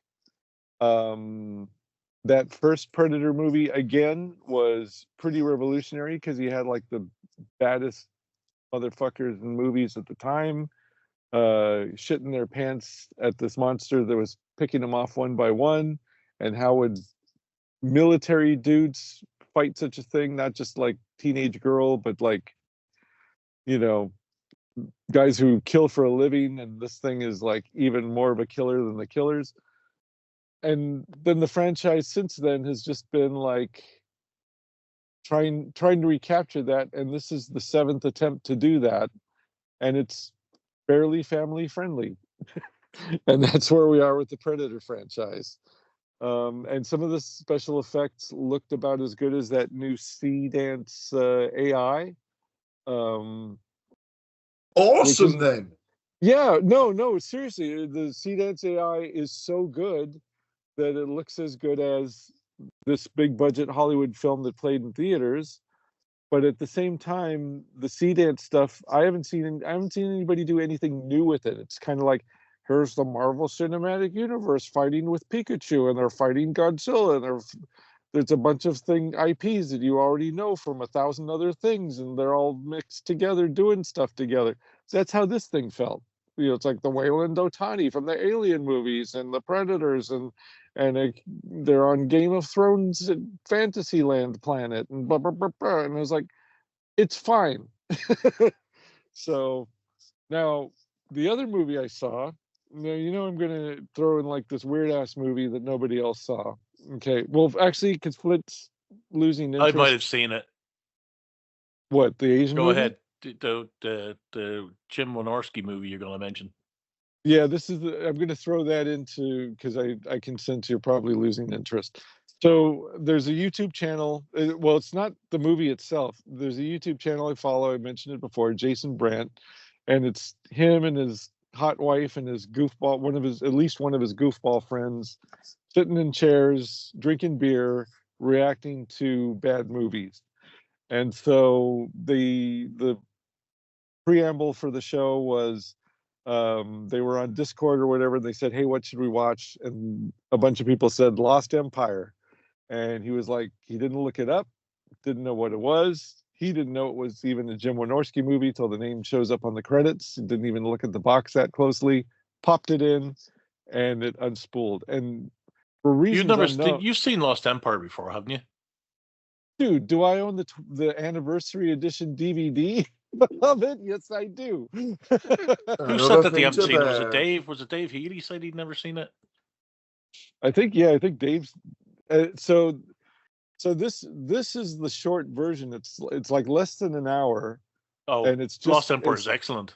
It's just the highlights. And this is the weird thing. Like they showed the DVD that they popped in. It's got that British, the British will put like the age 18 on it or something on it. So I guess they were watching the British edition. I mean, my edition, it's not Blu-ray or 4K quality, and that movie should never be seen in great resolution. But it was it was a pretty solid quality DVD, and this thing looked like shit. Like it was just taken right off a VHS tape or something.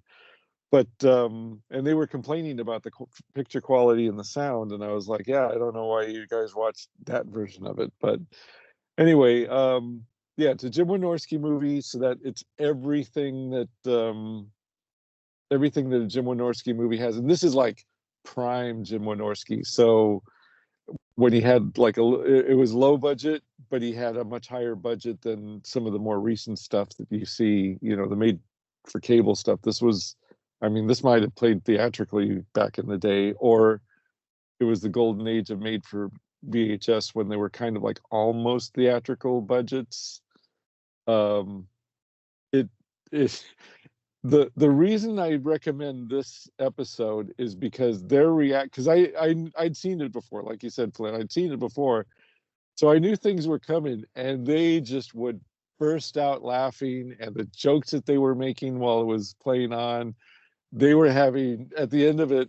The Jason, the main guy, goes, "Was this not the greatest movie you've ever seen?" And I was like, well, maybe not the greatest, but for what it was a great time. It was a great 45 minutes of highlights.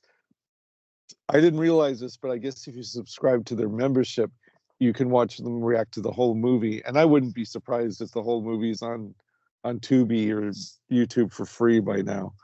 So one way or another, Lost Empire, if you like that kind of thing, it's like if Andy Sedaris made a sci-fi movie. It's on Tubi. Okay, yeah, and it's everything.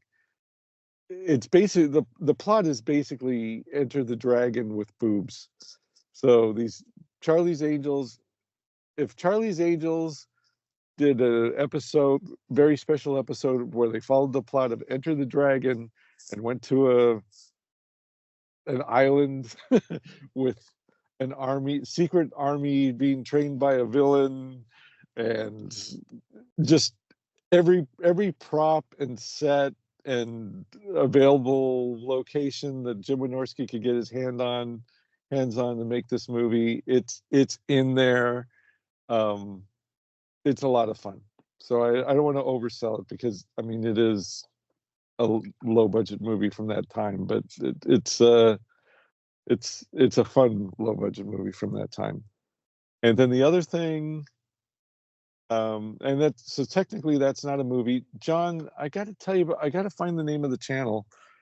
but there's a music channel called Guitars and something or another.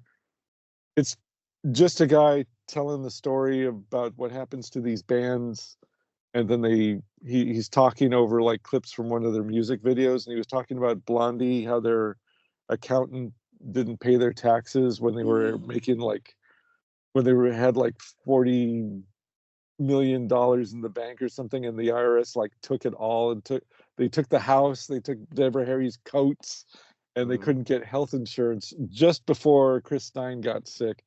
But he was telling that story, and he was telling the story of the Bangles and Bow Wow Wow, and it's pretty, and you'd love it because they're all less than 10 minutes. They're really short. That's how it has to be. And you could listen. I mean, there's nothing really to see. It's just like a loop of the clips from the music videos while he's talking. So you could listen to it while you're driving. It's pretty good. So anyway, that's oh, by the way, going back to Lost Empire, don't watch it on fast speed. Just watch it normal and normal enjoy people. We don't watch things like you do. Okay, well, then I can watch more. I wouldn't watch me and Ben talking on normal speed. That's got to be a 1.5 at least. So anyway, we can't do that when it's fucking live, can we? No, that's why you wait. That's why you I'll wait. do that next time. Next time you two on our say, can you talk faster? Hell yeah! I mean, that's why we have the views after the fact, because nobody wants to listen to us like slur our way through through at normal speed, but they'll listen to the 3.5 hours at where we sound like chipmunks. So the other movie I saw, if you have kids, this was a kids movie. It's called Neezha, Neezha. It was a Chinese movie, CGI. It looks kind of like Kung Fu Panda, but it's not cultural appropriation like Kung Fu Panda is. It's I looked it up on Wikipedia. It was like a huge hit in China. The budget was like 24 million something, and it made like 774 million American dollars. It played here, but I don't remember it being like that big a deal. And then the company that distributed it here, they mostly do like those Asian action movies that I don't want to call them B pictures.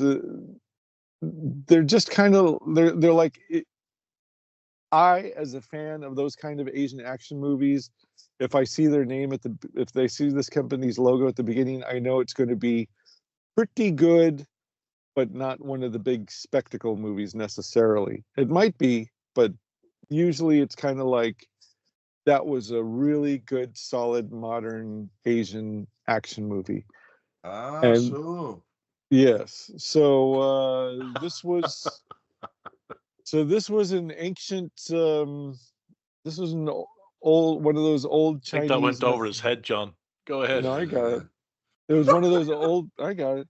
It was one of those old. It was like an old timey Chinese mythological type story that was adapted for modern audiences. So there's a lot of Kung Fu Panda style humor to it, and fighting. So if you have kids and your kids like Naruto, Dragon Ball, and Kung Fu Panda, they're gonna freaking love this thing. Did you watch that with your dad? No, I had this I had to make time for. So it was, but it was so what speed did you watch it on? You have to watch this thing on normal speed because it plays like something on 1.5 speed. So it's very fast moving. There's a lot of fighting. There's a lot of frenetic action. But anyway, it's and it's I'm kind of overselling it because like if you're an adult and you're watching it by yourself, you may not think it's the greatest thing ever. But I'm like, I gotta hand it to him. It was I'd put it up there with like K-pop Demon Hunters. Like, why isn't this the hottest thing with the kids right now? Because it was as far as kids movies go, and Disney's putting out crap right now. So if you want an alternative to Disney that's relatively family friendly, the other thing I'll give to them is like the threat of violence is, even though it's played slapstick, it's very real. They're throwing tridents at each other that if that thing had hit would have killed the other character, but like it gets intercepted at the last minute or somebody catches it in midair. But when they throw a weapon or a fireball or whatever, they're fully intending to kill the other character. So it's like, oh shit, and then something gets in the way, and nobody. I mean, and people do get hurt too. I mean, characters do get hurt. They just don't. Well, not all of them die. So anyway, it's pretty cool. It's worth watching. And the last thing, I do the other live stream on Sunday nights, and we reviewed a movie called Blood of Heroes in America. It's with Rutger Hauer, and everything comes back to 2000 AD. Joan Chen, star of Sylvester Stallone's Judge Dredd movie. It's a post-apocalyptic exploitation movie that, for reasons I don't understand, I never actually saw until I had to watch it for this. And so all right, hold on. So you have to watch the Lost Empire. Well, you watched the Lost Empire thing with the guys doing a review of it, right? And then you have to watch the Blood of Heroes before you did that. I had YouTube video with the guys. So I had so many hours did you spend not doing anything on Sunday? No. So after I was, I watched the movie. I watched the Blood of Heroes movie like a week before. I forgot to mention it. I had watched it like last week. So, and I watched two versions of it. I watched the American version, and there's like the Australian version, which is a little longer. And I enjoyed it much more the second time because it's more of a. I was expecting a Mad Max exploitation movie, but it's more like a drama that's set in that kind of post-apocalyptic future with some Harlem Heroes type of made-up game that they came up with for the movie. What was the gap between watching it in one version and watching the other version? About a week. Fucking hell! And he can't fit Breaking Bad in. I would much rather watch an exploitation movie than another movie about drug dealers. Or another TV show about drug dealers. It's like, hey, we want to do a drama. You menace. People love drug dealers. Let's do a drug dealer thing. Well, Breaking Bad was the first one. Yeah. The others are pale imitations compared to it. I don't doubt it. Like I said, I watched the first 3 episodes of Breaking Bad. I thought it was good. I understand why people liked it. It just the time and trouble it would take me to acquire the episodes, I was just not into it. And I put it on the table with my dad. Like I told my dad, like, hey, you want to see that? And for reasons unknown to me, he'll watch Queen of the South and all these other drug dealer shows. And this one was like, nah. So I'm like, okay. So anyway, yeah. So anyway, Blood of Heroes, we really liked it. If you want to hear the full review, we've talked about it for 2.5 hours. The movie's like 90 minutes, and then the longer version's like 100 minutes or something like that. And we talked about it for 2.5 hours last night, so you can hear it there. I don't want to take up all the time doing that. All right. Well, I watched a documentary. Yeah. And called Naked Ambition, and it's about Bunny Yeager. Oh. Yeah, and it was she was known as the prettiest photographer. She had a tag. I'm trying to remember what her name was, but what they tagged her as. But she took thousands of iconic 1950s images. She was well known for that Betty Page shoot. You know what I'm thinking of? Sure. The jungle one. Yeah. Well, didn't she do like several Betty Page? Yeah, but the Jungle Yeah. one was her most iconic. And she was the first Playboy woman photographer. Mm-hmm. And she was very instrumental in shaping the magazine's girl next door look, because all the models trusted her, because she was a woman, number one, and also she was a model herself, so she knew exactly how to pose the model. She was an amazing cheesecake uh, model herself, and she was amazing at getting cheesecake poses out of other models. Yeah, the only problem with her her documentary was that it was kind of lame. It was great to see the images that she took, because I mean, they're classic cheesecake, and she struggled in the 70s and 80s when Hustler came in and all these other things, because they're basically out now porn, right? They weren't artsy fartsy like the way her photographs were. It was kind of gynecological. Yeah, because when he it was started just showing like, pubic oh, hairs and stuff like that, that's when she struggled. But she was known as the world's prettiest photographer.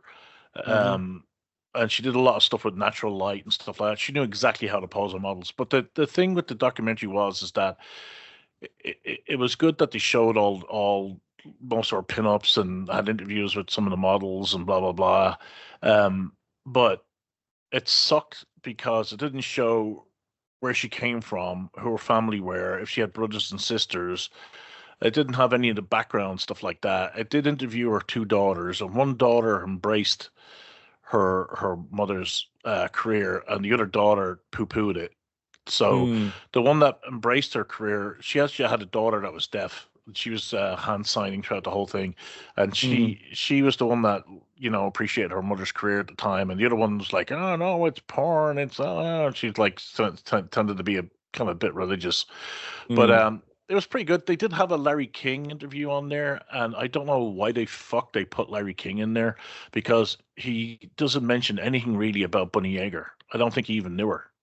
So what was the point of the interview? Oh, it's about Miami and the girls in Miami. It's just terrible. But it was a decent documentary. But that was the only problem with it I had. But she had a very diverse career. I mean, she acted in some films as well. She had a couple of roles, and she tried everything. Like when her career kind of dried up, she tried. She did singing. She was a lounge singer. She kept her modeling up. I mean, she won lots of um she was one of Miami's most photographed models, and she won. I think she won a lot of pageants. And she was the one that actually made her own, like Betty Page. She made her own outfits. So it was really good. Her husband was the thing as well is, they talk about her husband. Her husband was an ex-cop in internal affairs, and he ended up blowing his brains out. Oh, committing suicide. So, but they don't go into that. They don't. So it's a really very lightweight documentary. Very surface level, huh? Yeah. But it didn't do a deep dive in anything. And she wrote a good few books as well. I mean, she would reinvent herself the whole time. And I think her importance is very underplayed today, but she should get a lot more credit than what she did when she started out as the photographer for Playboy. She deserves a massive credit, because she's the one that discovered Betty Page. I mean, Betty Page was doing stuff at the time, but she wasn't big. It was her Playboy shoot of Betty Page that made headlines. So that sounds pretty good. There's a documentary about Tura Satana out too that I have. Yeah, that's the next one I'm gonna watch, because Faster Pussycat Kill Kill is one of my favorite cult movies. It's awesome. Yeah, I was gonna do a comic book adaptation of it. Oh, really? Yeah. We're going to be on the Star Crash principle of like, oh, nobody's doing anything with it. It'll probably be fine. No, just was going to do it for the hell of it. Did you see Mike Hoffman he did one of it's kind of like a pastiche Tura Satana thing. I don't know if he's a Frank Frazetta wannabe artist, right?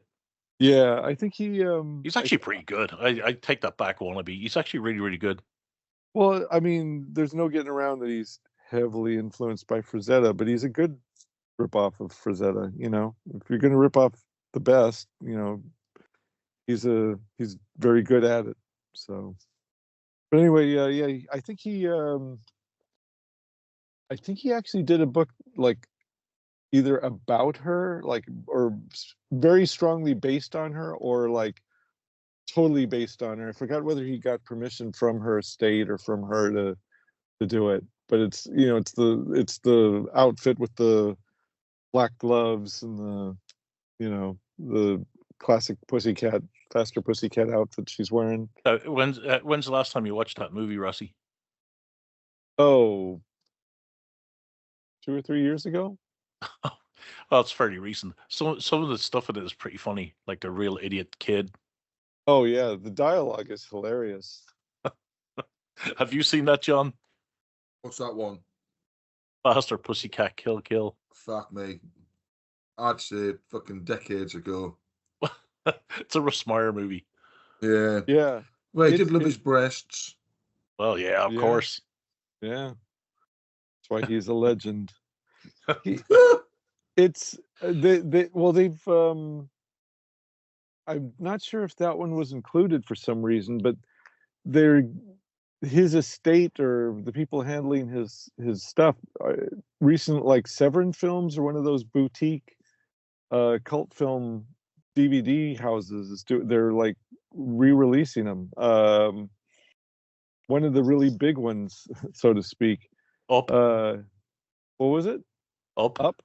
Yeah, they're I don't know if they're doing them like in bundles or if they're doing them like one at a time, but yeah, they've restored them and made them look better than they ever did before, and they're putting them out. I don't know if they've gotten around to Faster Pussycat or if they just, you know, for whatever reason that one's like some kind of outlier, you know, something weird. I wonder if somebody else owned the rights to it.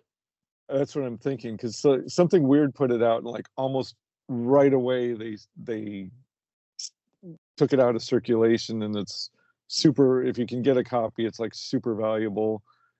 But and then somebody else tried to do it like a DVD of it, and then like it became like really hard to find right away. I don't know if they just like printed they figured we'll sell 5,000 of them, then that's it. But 10,000 people wanted to get it, and now it's like hard to get a hold of. But you know, you can sail the high seas and get a copy and watch it that way until a really good official version comes out.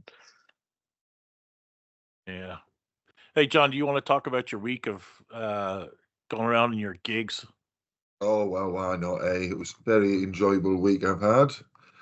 Let's have a little look here. Well, we'll talk about the incident that happened while I was buying the Prog, which I sent a little video to use lot at the very back end of it.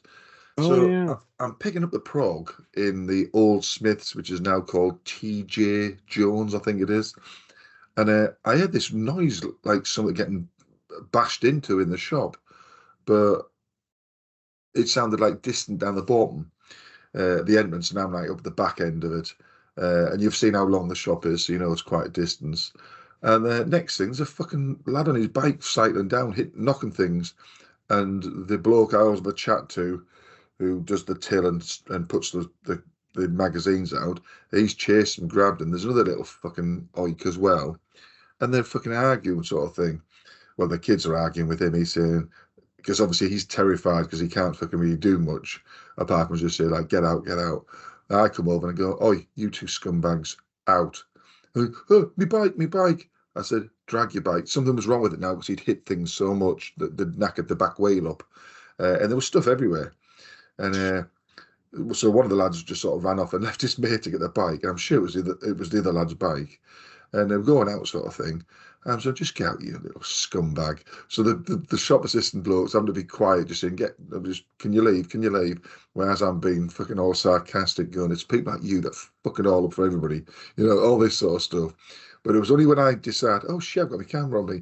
So I filmed the last little bit, and that's when they just shut their mouths and went out, you know what I mean? Because they realised, where's he going to post that? But yes, that was an interesting fucking incident that happens, and you hear about it all the time, didn't you? Because I see loads of clips of shit happening, especially in America, where people go in the shops and just cause Well, maybe the chaos. fast food places. Yeah. They just go mental, and I'm like, what are you doing?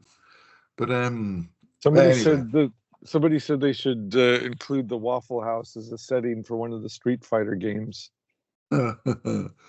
Anyway, we well, as you know, I've been getting rid of all my stuff, and I've sold me bobbleheads. This Wednesday the bloke's going to send the money, so if it doesn't work out, another bloke wants 2 of them, so everything's going. I knew that stuff like that would be gone quite quickly, because I looked on YouTube before, not YouTube, fucking eBay earlier, to see what, and I'm like, fucking hell, 190 quid, ridiculous. And I'm like, I just want this, and like I said in my thing, that's the price I'm asking. If you don't want it, that's it. I'm not dropping any prices. I did all the hard work at getting this. Everything's pristine, blah blah blah. Anyway, so there we go. Does yours include the boxes? Of course it does. Fucking hell, what you take me for?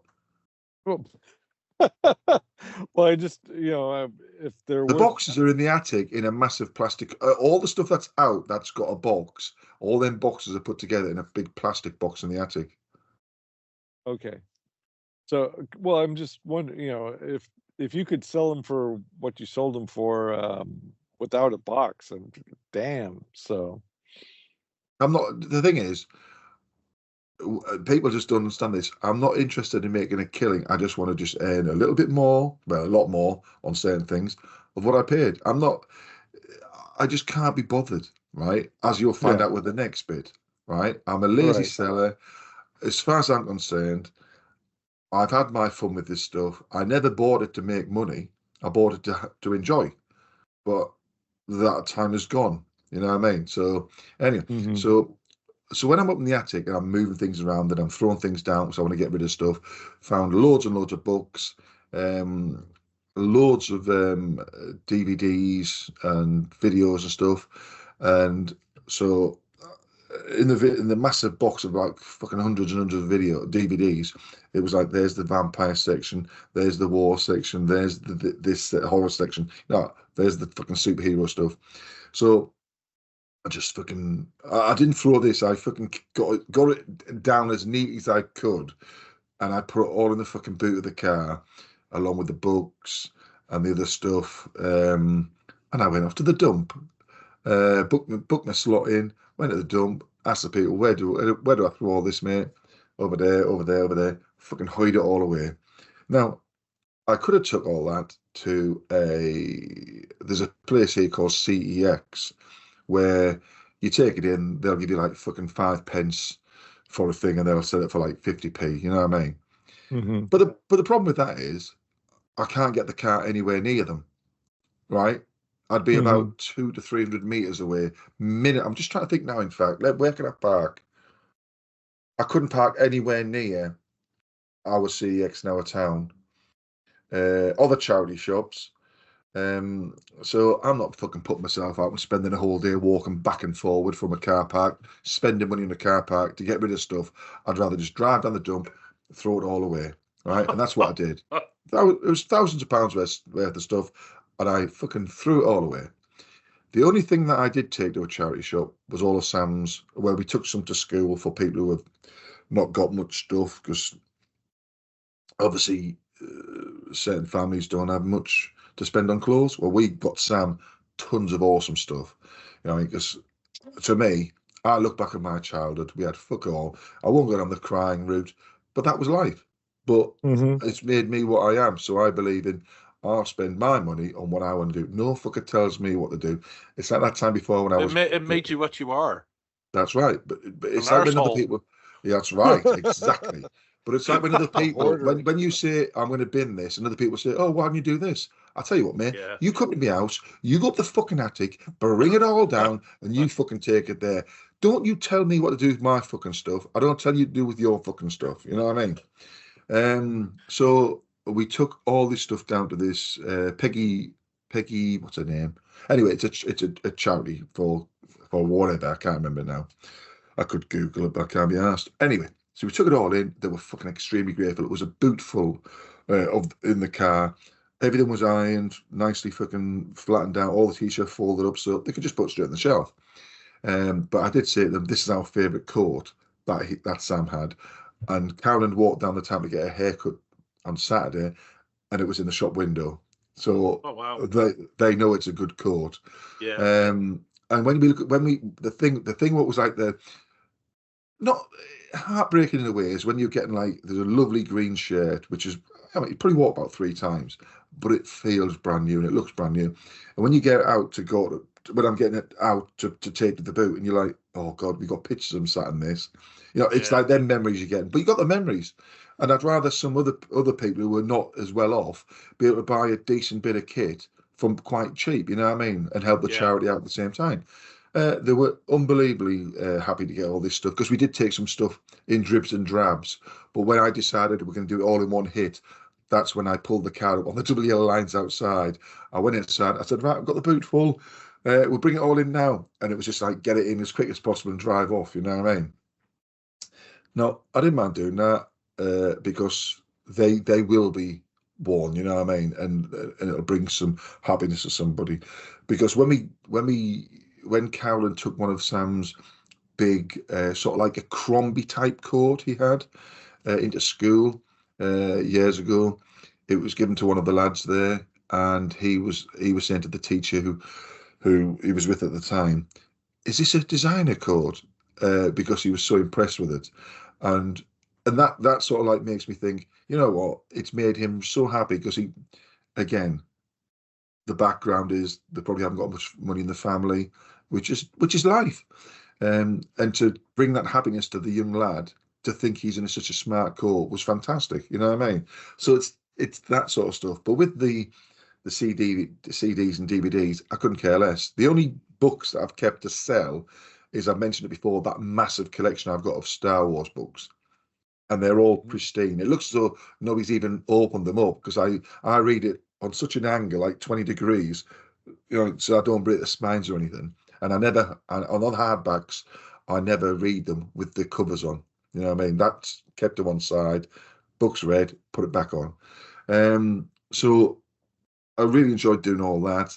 The only problem was, because I was wearing a military t-shirt, because I thought, well, I'm going to the dump, I'm not wearing a nice t-shirt, I'll just put one of the old commando ones on. One of the fucking people who went to the dump was ex-military. Oh my God, I couldn't get rid of them. Fucking hell. All right, mate, you're a veteran, are you? And I thought, we don't say veteran in this country, mate.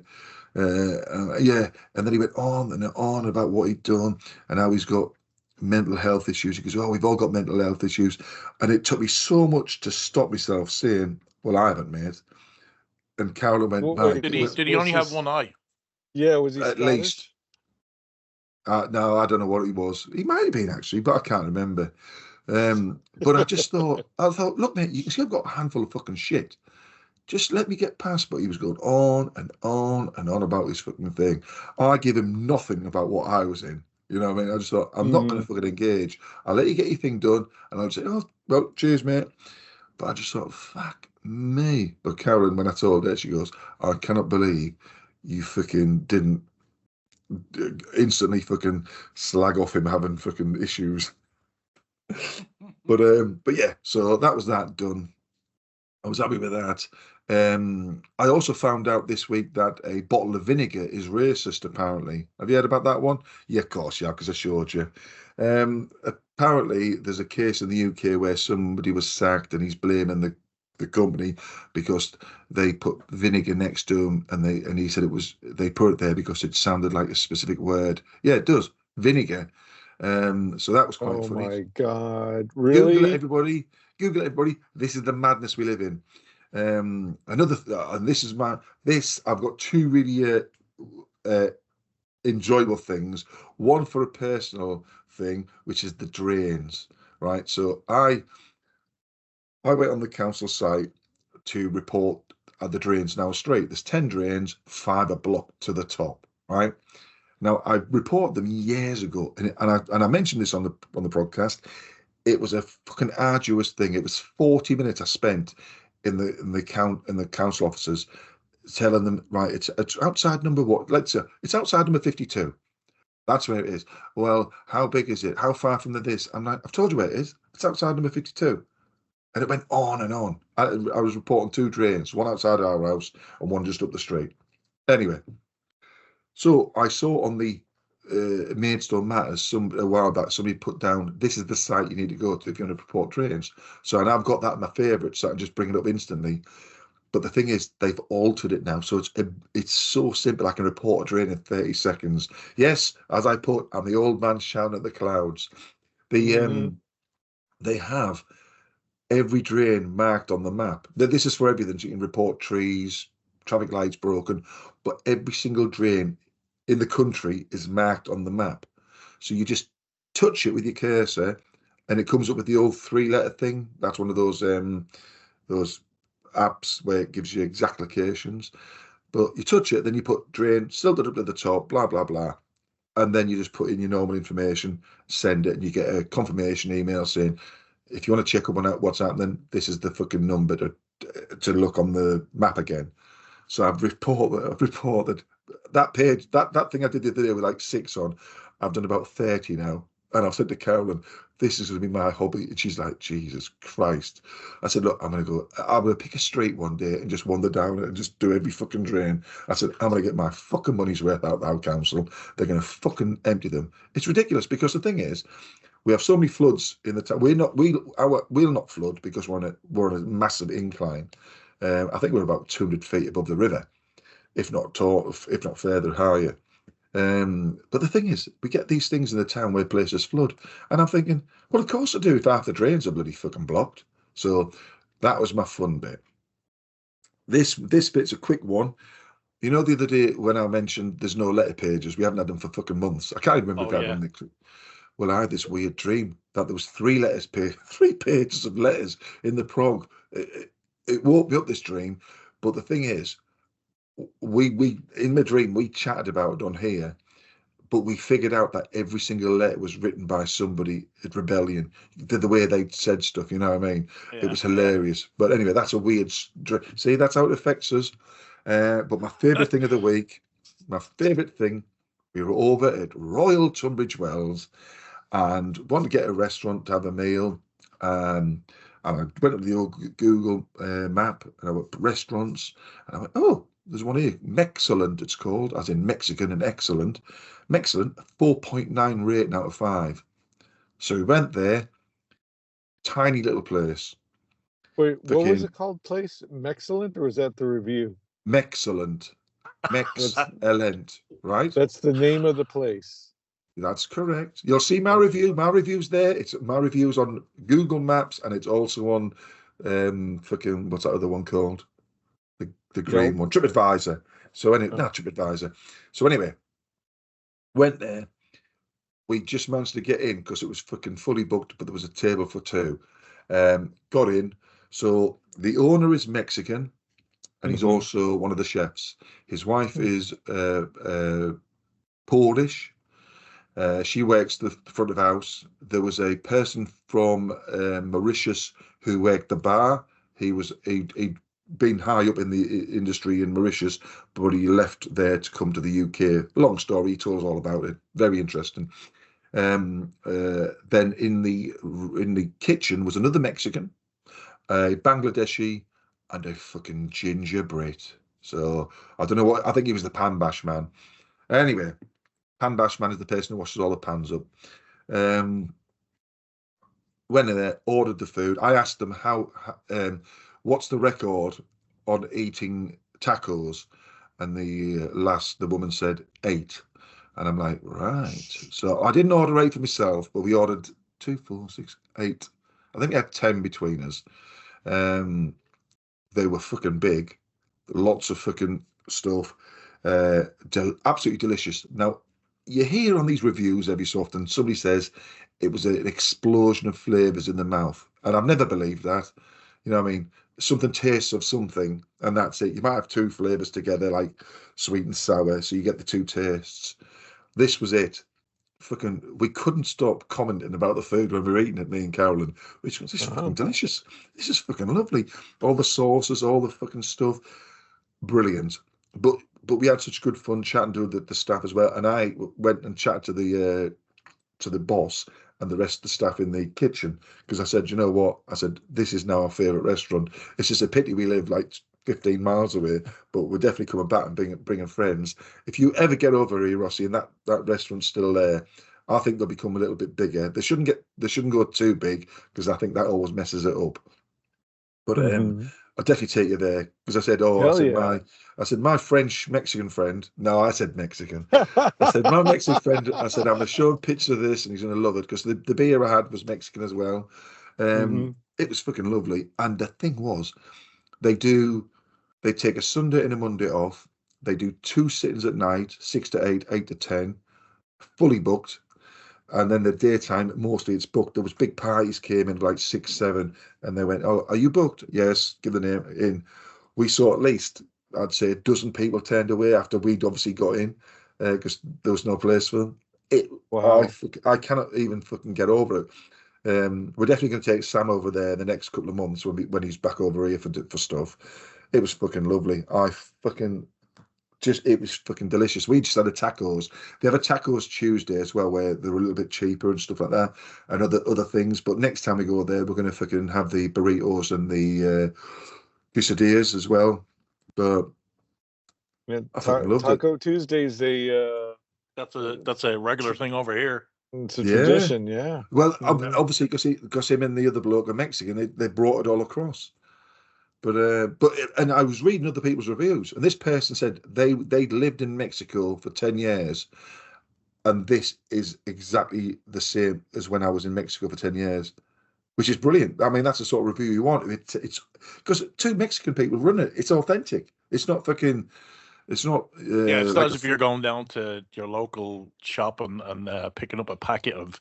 This is Mexican. Yeah, it's authentic. They didn't just buy a cookbook and tried to figure it out. That's right. But because I got my cookbook of tacos. but I don't need it now, because we're just going to fucking drive over there. Fucking hell. Do you know what?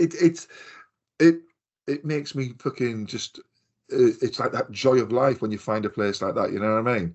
You know, it's like when Rossy and his dad took us to that restaurant, that Mexican restaurant, and we had such a good laugh there. And your dad said to Carolyn, he said something like, Carolyn remembers it bang on the word for word, because Carolyn had this giant burrito, didn't she? I think it was a burrito. And he went, "I can't believe you've eaten all that and you're not a giant lass," or something like that. Yeah. That's your dad. Knowing him, it was probably something like, "I don't know where you put that." Oh, hang on, Carolyn's coming. Hang on, come in, Carolyn.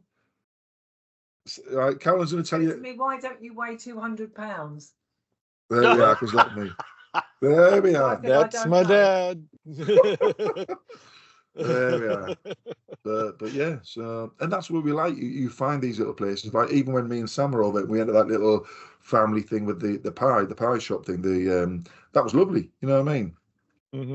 I mean, it's probably not the greatest thing for you, but it was a lovely little find for us, because you've got the politeness of the staff. It's everything about it. It's like a home sort of a home family run environment, even though it's probably not family run. But if you bring that attitude across, you enjoy it.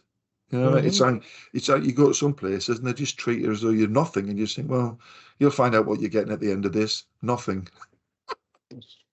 Wow. But yeah. Bring it all on. So that's been my fantastic week and a bit. Oh, and we went gigging on Saturday night. Well, Saturday we were with Sam down Folkestone, and they had the big screen on. Now I know when I go forward with this, Flint will come in. I'm not going to say anything. I'll leave you alone. And as we sat down, I said, "Do you know what?" I said, "The rugby's on." And I said, "The rugby's on at 2:10. That's an unusual time." I said, "Oh, it's 2:05 now." I said, "I'll get some drinks in and we'll sit down and watch the beginning." So we watched the national anthems, which I filmed and sent to the lads with Sam watching it.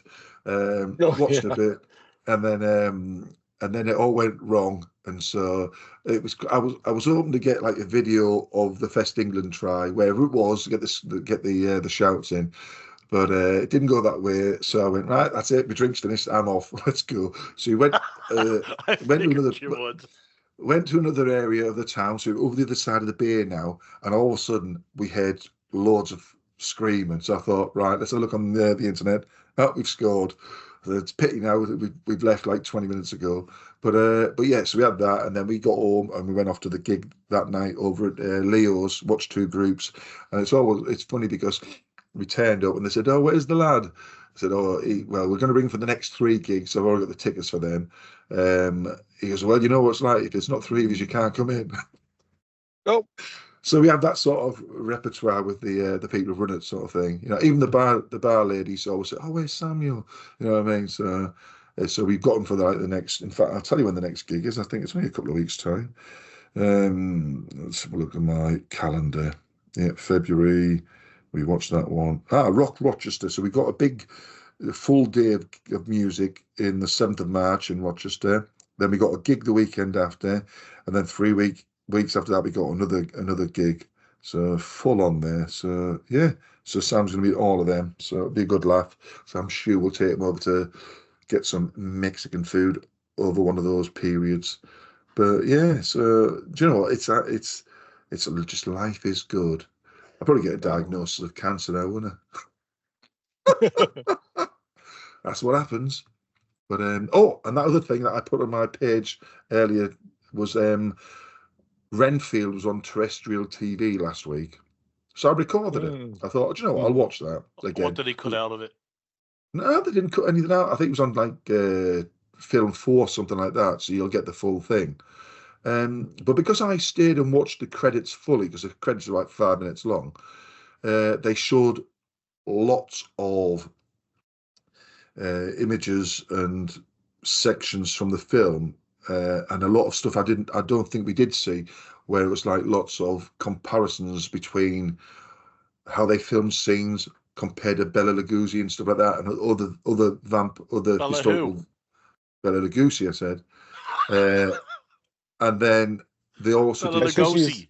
He's being kind of Yes. loosey-goosey with the He's being production. loosey-goosey right. with Lugosi. Yeah. And then they also did some comparisons where they did Christopher Lee. So he was doing lots of different vampires in specific scenes. But then it got to this bit, and I'm like, what the hell's this? And it showed Nicholas Hoult dancing. And I'm like, what the fuck is this? So I finished watching that. I went onto YouTube, Nicholas Hoult, dance, Renfield. There's a deleted whole like 3 minutes of his dance.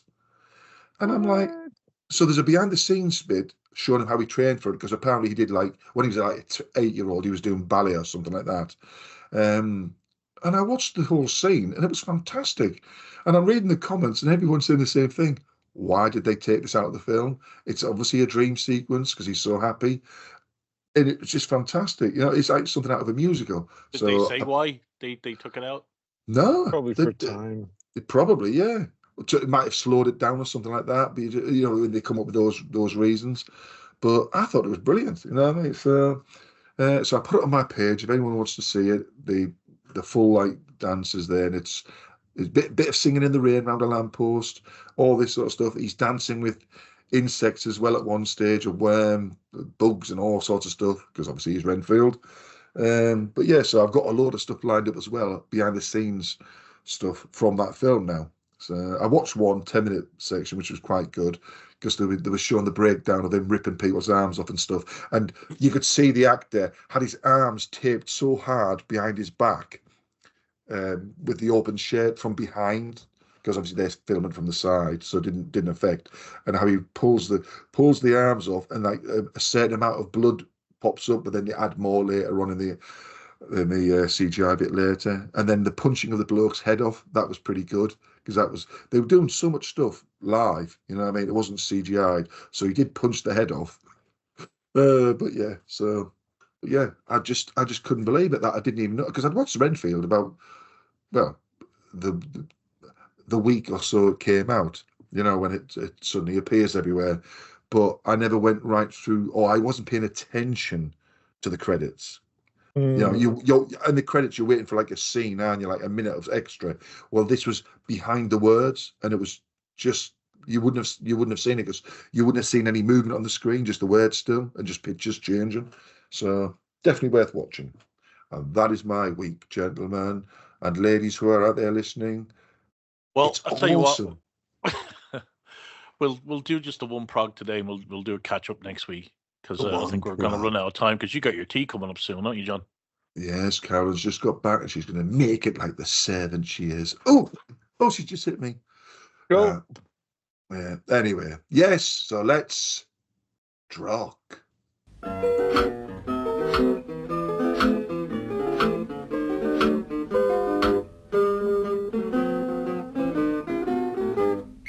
Pew, pew, Barney McGrew, Cuthbert, Dibble, Grub. Okay, Prog 2469. We have a cover by Mike Perkins. What do you think? I like the logo effect, but it's weird to have two logos altered in following weeks. You know what I mean? Normally it's like normally they do this when they're going to change the logo, don't they? Yeah. I like the image, but I'm not so sure on the art. Some of it doesn't quite fit. The left arm looks a bit weird. You know what I mean? Oh, the way he's holding up the the 2000. Yeah, so it doesn't quite get there. I don't know if it would have been better with a different artist. I don't know. The head looks weird. It looks like somebody's cut a head off another picture and just stuck it there. But it's visually attractive, so it does work to jump out for me. I would have made that red, not the orangey thing. And also the Death of a Judge text, I wouldn't have that slanted at all because it takes away from the effect of the 2000AD logo being slanted. But it's pretty good. It's all right. Yeah. What do you think, Rossy? It's pretty exciting. I say like I'm bored. Yeah, it's pretty exciting. It's got a robot and looks like a judge, and it's got the logo and all that. Because it's so weird, if I was walking by the news rack and I was kind of interested in 2000 AD, I'd go like, oh, what's all this? So, or hey, they're still publishing that, so it looks good. All right, Judge Dredd, Death of a Judge, Part 6. John Wagner, Mike Perkins, Chris Bly, Ernie Parkhouse. Dredd is somehow saved by Ronald as he blows out all his servos and wiring as he tries to hold the car park roof up, i.e. fucking Hercules. Amazingly, Joe manages to jump clearish and throw his lawgiver ahead of himself. He then manages to climb into a large tunnel which comes out right in front of the pair, who obviously got away from the collapsing building. Anyway, Dredd now has his lawgiver back, as whilst the building collapsed, he quickly picked it up on the way to the tunnel, off screen. He double taps the perp's chest and then executes him with a shot to the head. Later, as the cleanup is happening, the perp is ID'd and it was Harvey Buckle, and nothing comes to mind, just hate, just like we've seen all those videos from America at the moment. Hate! Just then, the chief is on the line and Joe says that robots are good and that I shouldn't take the long walk. Oh my God. And then, you're never going to believe it, Ronald is pulled from the rubble and one of the cleanup crew shouts for it to be put in the dumper for recycling, just like I did this week. See? Yes. Everything does come back to 2000 AD. But Dredd rushes over to stand right in the bloke's face to break health and safety rules and then berate him for telling him that that's not just a robot, but one of the best judges. Dear fucking God. Yeah. This story was so bad, I had to double check the credits to make sure it wasn't Ken Neiman or Gordon Rennie that wrote it. I think it was him, really, and it's just a big piss take to see if we'd slag off Wagner. Yeah, because this is absolute garbage, this story. I mean, even the end, as far as I'm concerned, Chief Judge, don't let one mistake cause you to do something we'd all regret. You mean like you let the robots take over all fucking law enforcement of the city? That's just a minor thing. Fucking hell. Yeah, it's and this is, I don't know if you read the Nerve Center. This is his last story for a while. Well, good. They're going to end up like this. Return. But this is in line with some of the other ones. It's just been kind of like, okay, we're going to push you out. It's like 2 or 3 pages of, okay, we're going to push you out of the way, and the building collapses, and he escapes through a little hole in the wall, which is really funny. And bam, shoot a completely non-threatening bad guy, and Ronald was a judge after all. Yeah. It's like, oh my god. Yeah. I was Sure, it's not Ken Neiman writing this. No, here's the thing. Even though this is what it is, and it's everything you're saying it is, it still moves fast enough, and Dredd's still written like Dredd. Like, I recognize this Judge Dredd. Some of the weird shit that the other writers have him do, I'm like, what? Wait a minute, which character was that again? But this is it. And that's what makes it even more frustrating, because I'm like, I'm on board for a fast-moving Judge Dredd story with action and Dredd saying badass shit and all that. But this was like, oh, it's just this and that and that and that, and this is kind of how the Guatemala story played out too. And then it's different. The Guatemala story is actually pretty good. Well, the Guatemala story was like this and this and this, and then the judges executed a perfectly planned out attack, and nothing went wrong and nothing went south, and then the end of the thing. I mean, it wasn't bad. The other one wasn't bad, but the way the stories played out, this one and the Hitman one, they were just really straightforward. Right. You're waiting for the twist. You're waiting for the thing that's going to knock into the next story or whatever. It's like, nope, it's just a perfectly serviceable standalone. But if this is like somebody's last story, so long story, it's like, yeah, the robots are okay. The end. It's like, oh wow. No, this story had a lot of idiot logic in it, which I would never expect from Wagner. Yeah. Like even the last episode where he confronts the perp head on, doesn't shoot him. It just doesn't make any sense. Mm-hmm. And then the perp is going to bring down the building on him and on himself. It's just right. It's just, I like Mike Perkins' artwork, but it can't. Oh yeah, there's some amazing stuff in there on the artwork, especially the explosives bit. Mm-hmm. When you got that first page where the panel shatters and Dredd's at the bottom, that's quite nicely done. And then the bit where he jumps over the railing, I do like that one, because it actually does look like somebody jumping over something. When you get an image and you think that doesn't quite look like the way a human would do stuff. And then the actual collapse of stuff where Dredd's going through all to that sort of tunnel, that's quite nice. But yeah, it's just that the mad, like you say, idiot logic. He goes to that tunnel and amazingly he comes out just where the perp is. But the perp was stood quite close to Dredd when he pressed the button. So why wasn't he running for his life? It's messy. Mm-hmm. Okay. Hernan, talking about messy. Hernan Shook Power Trip Part 7. David Burnett, Lee Milmore, Gary Cadwell, and E. Parkhouse. So Hearn's talking to his mom after mum, as you guys would say, after his ma. After his ma. After the no, is he of the mobile community? No. Well, if he is, he'd be ma, because his mother would be a like Gypsy Romanian / Irish. Right.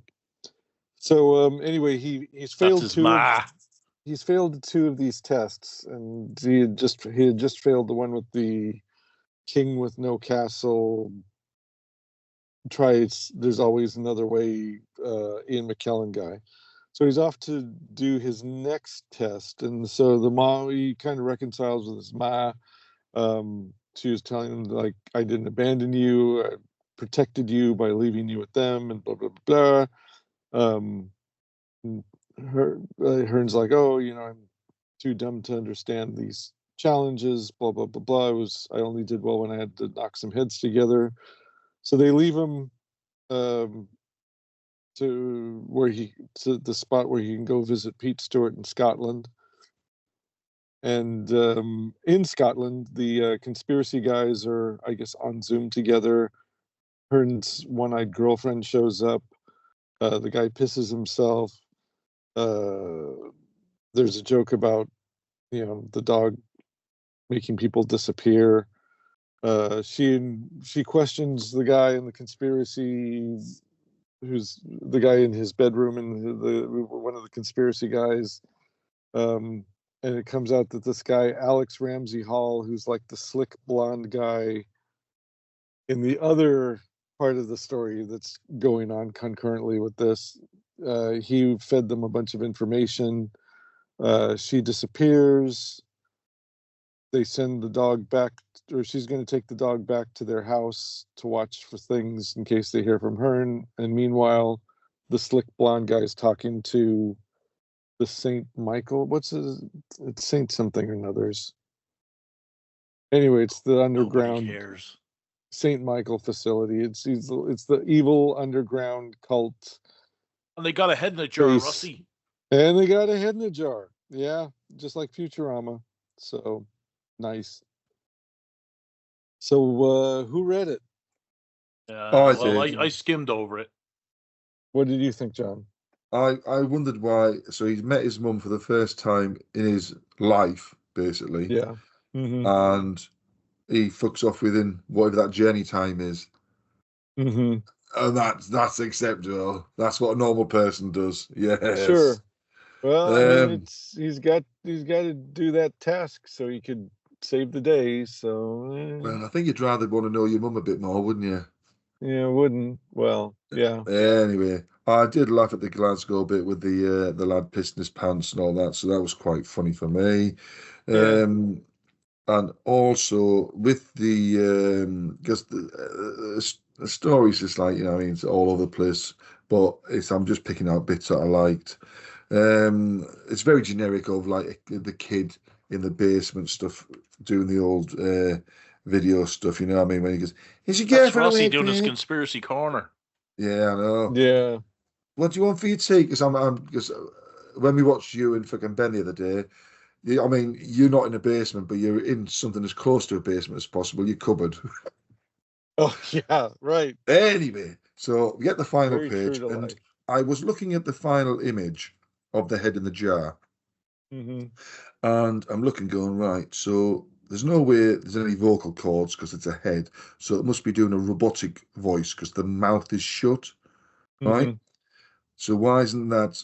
You would have thought the circle, the speech Oh, bubble the speech balloon, yeah. would have been a bit robotic-y, which jumped out at me. And I only get that because of the way you used to tell me all your knowledge of comics and stuff. So that's why it jumped out at me. Yeah, they So should have done it like a I'm robotic blaming voice. you too.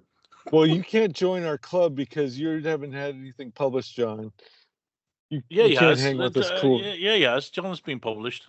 I'm the What editor, is? man. Oh the yeah, editor Bondi of White Heat. Burgess. Yeah. Oh yeah, right. Fucking bought yourself in. That's me. But he's also the editor in the '77 Blazer. I think. Yes, I was an editor of Blazer. Yeah, you got the hat with the corks on it to prove. But but again, with the art, some of the images I really, really like. You know what I mean? But some other ones just don't sit right. Mm-hmm. You know what I mean? It's like there's something slightly off, but then you'll get a panel right next to it, and you go, "That's pretty good." Well, I'll tell you what, I will give him on page 1, 2, 3, 4, middle of the page on the right middle. He did do a reverse up the arse corner, so we'll give him points for that. She's wearing a strap on, wasn't she? Yeah. Wow. So well done. Mm-hmm. Yes. And the colours are nice as well. Yeah, the colouring's pretty good. Yeah, that'd be Gary Caldwell. Yeah. Yeah, it's to me the story is still fine. It's still charming. It's showing a lot of effort to make this a thing. It moves. There's a lot going on, and it moves pretty quickly, and it's memorable enough. I mean, this has become the standard for 2000 AD now. It's memorable enough that I can remember what's going on from last week to this week. And go like, oh yeah, that guy's doing that thing, and she's there doing that thing, continued from last week. With the Dread story, I have to confess, I had to go back and reread the 2 installments before this one to remember what all the setup was, because all this is just like a big explosion pretty much, and then the fallout afterwards. But yeah, no, but it's everything you say. You know, some of the panels look great, some of them are a little wonky, but he's put in a lot of effort with the detail, and the storytelling's pretty solid. So yeah, it's fine. Hey, do you guys remember the attack on Sector House 9, the haunting of Sector House 9, Oh, way back my- when? Yeah. Remember that? We will get to that. We will get to that. Judge D, Part 3, Ben Whitley, Simon Colby, Jack Davis, and Simon Boland. All right. As I'm telling you what the plot was, go ahead and go through this and tell me if you can tell what this Judge D character's face looks like. It looks like Because- chewed up wax or toffee. Well, I wish it was that clear, because there's one single panel in here where you actually see the character's face. There's page 1, page 2, there's the Page 2 in security the middle, the small little panel, you can see her There- face. yeah, on page 2 you see her face where her eyes are a little, her eyes are kind of surprised. But then there's page 1, security cam photos, page 2, security cam photo, page 3, security cam photo and or back of head 3/4 shot. You know, it's a There's- damn shame, because if you look at Simon Colby's early work, it's way better than this. I mean, the backgrounds are fine, and well, when she rides that, there's one shot where she's riding the Lawmaster, and it looks like, remember when they're saying like the 2012 Lawmaster looked like a lawnmower? Yeah. On the last page here, it's like, how fucking big, how does she even straddle that? How wide must her legs That's be what she said. to straddle that thing? That's what she said. But it doesn't look that wide. It does, like That's what she said.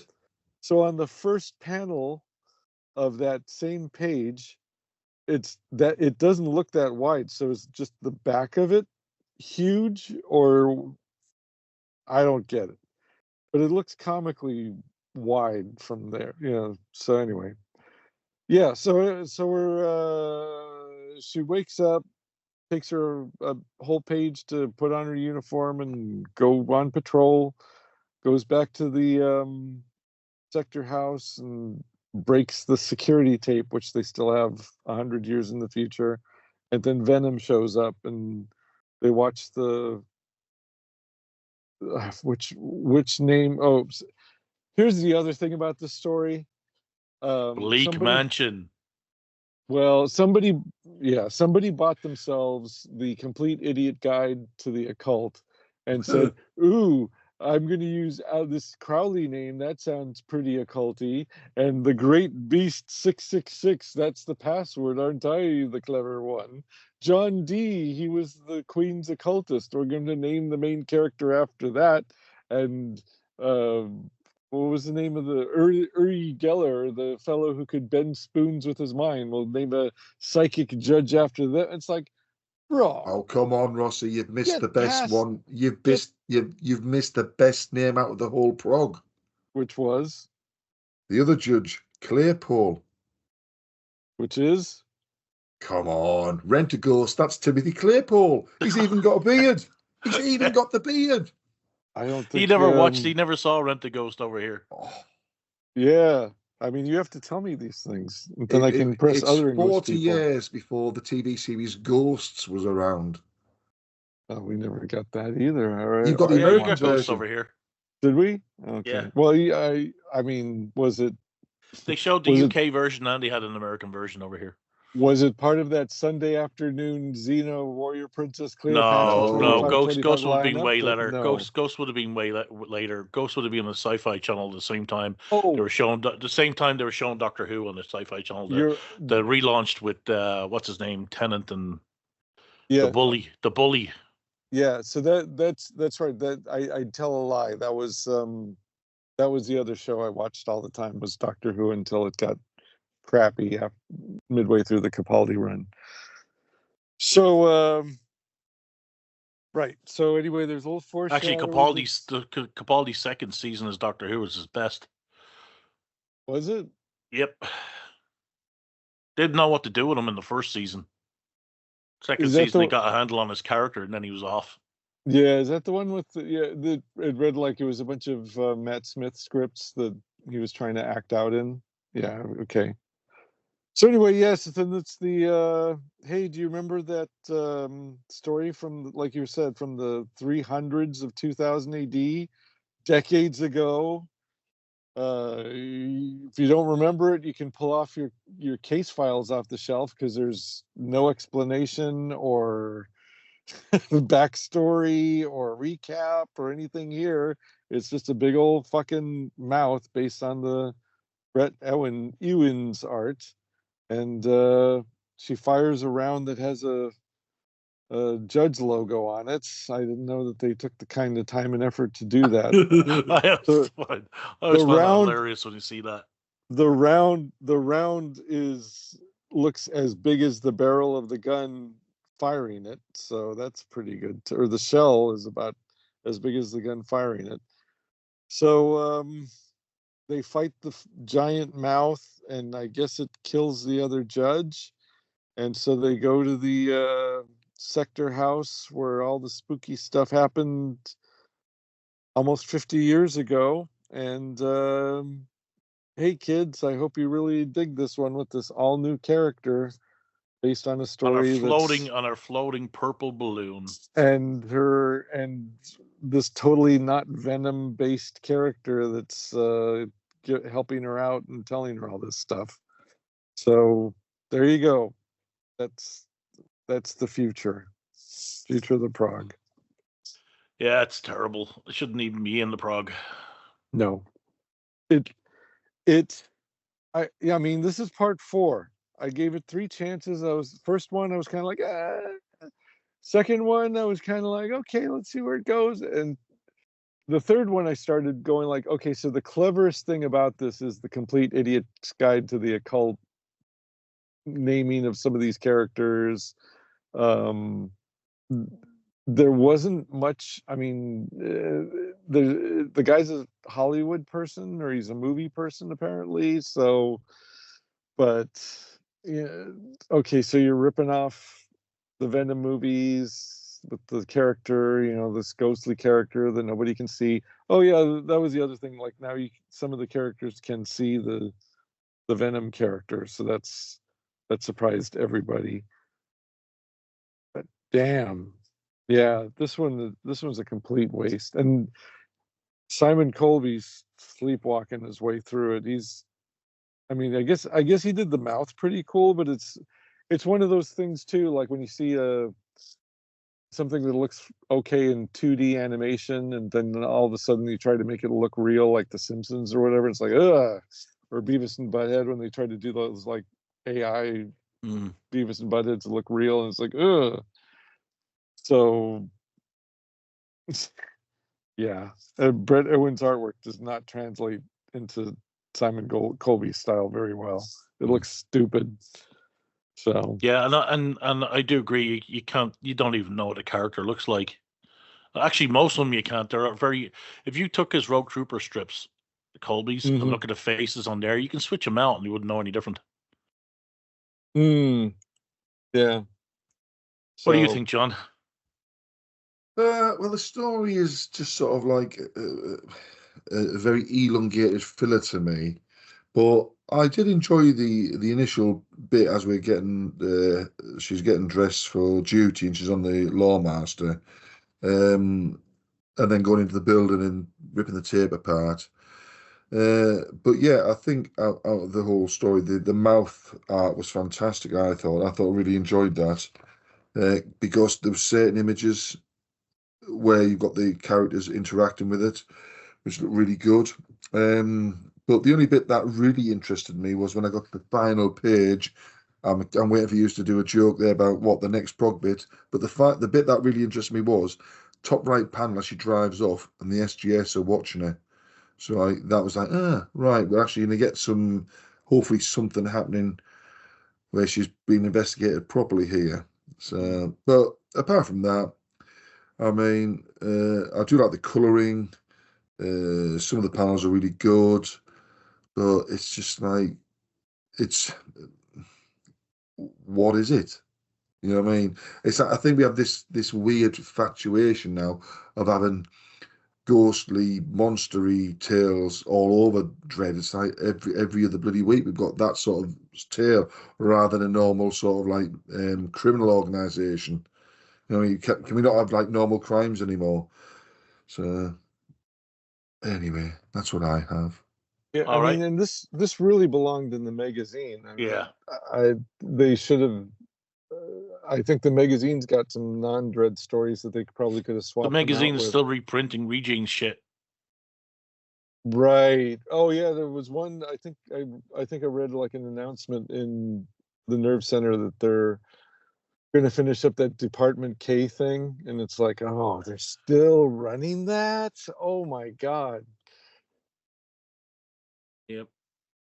Okay, Larg's Thrillers presents Money Shot High Stakes Part 3 by CAC W, Rob Richardson, and Rob Steen.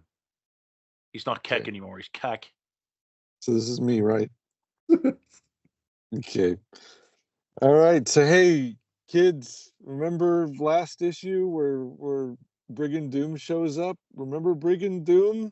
You're not over 30 years old? Oh, okay. Well, anyway, Brigand Doom shows up and he shoots a gun and hits a cop in the head.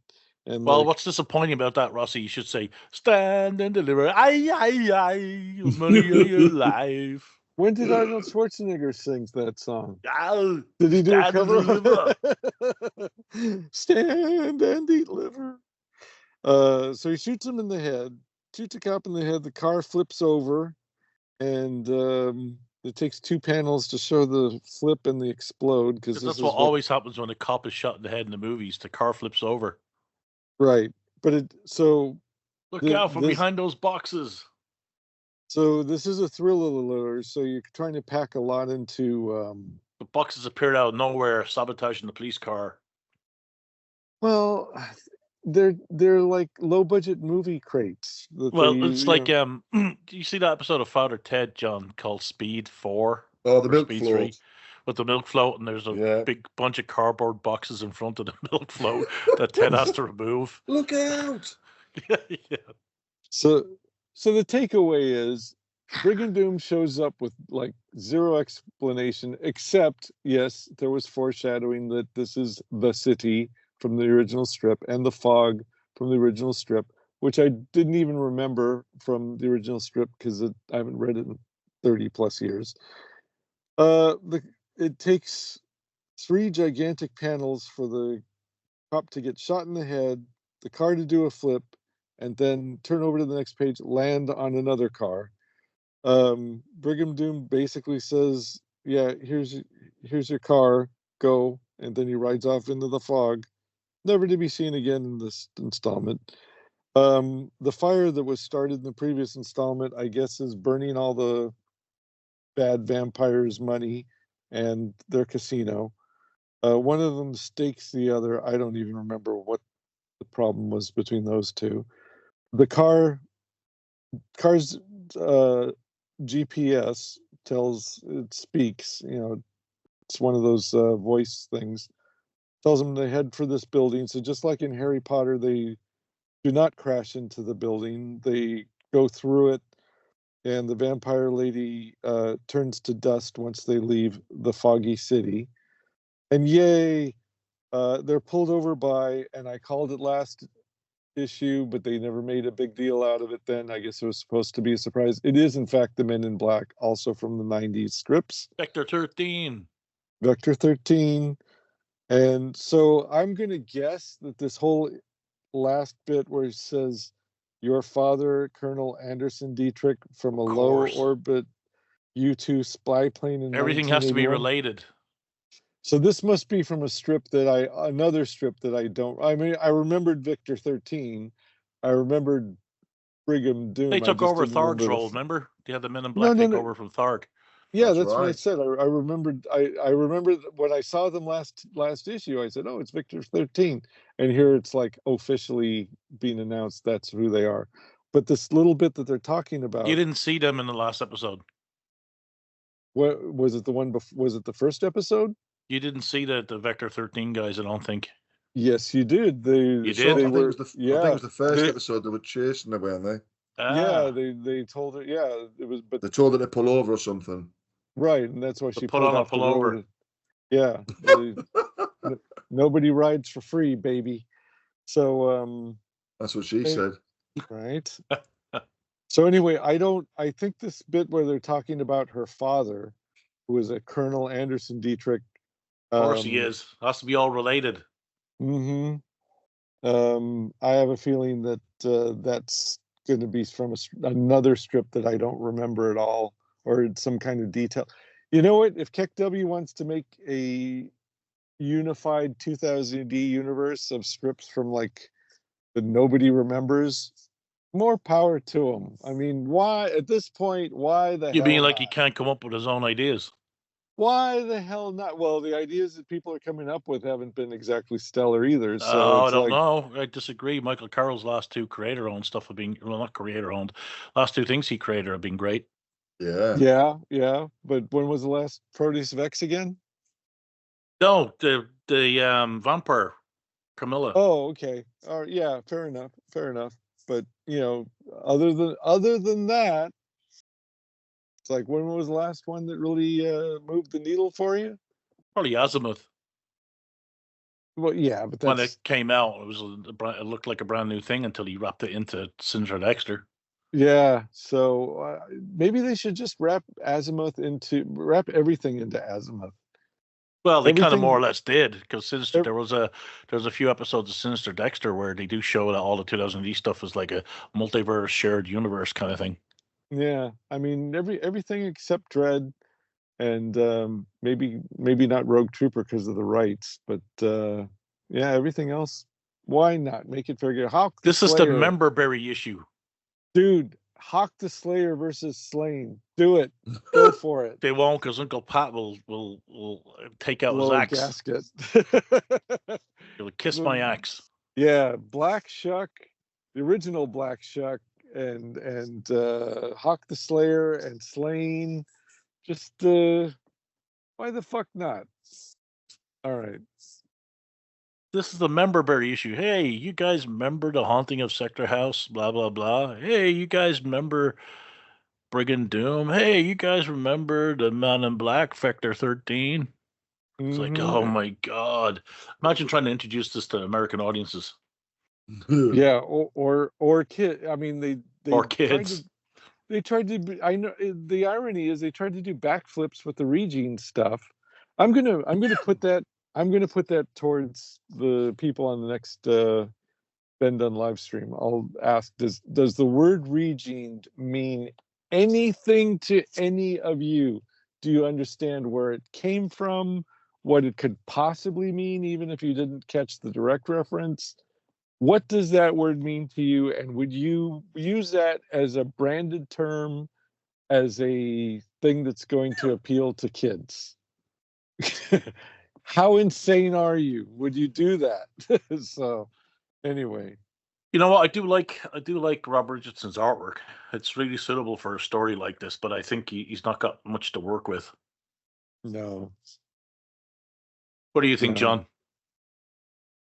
Well, the grand total of one image of what's his name, Brigand Doom on the previous one, and then 3 images on this.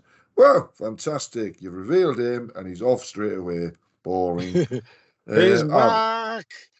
It just bored me. You know, I just thought the thriller thing. It was just leading up to this final bit. You know, I mean, you're going to join us type of thing. Oh, that's it.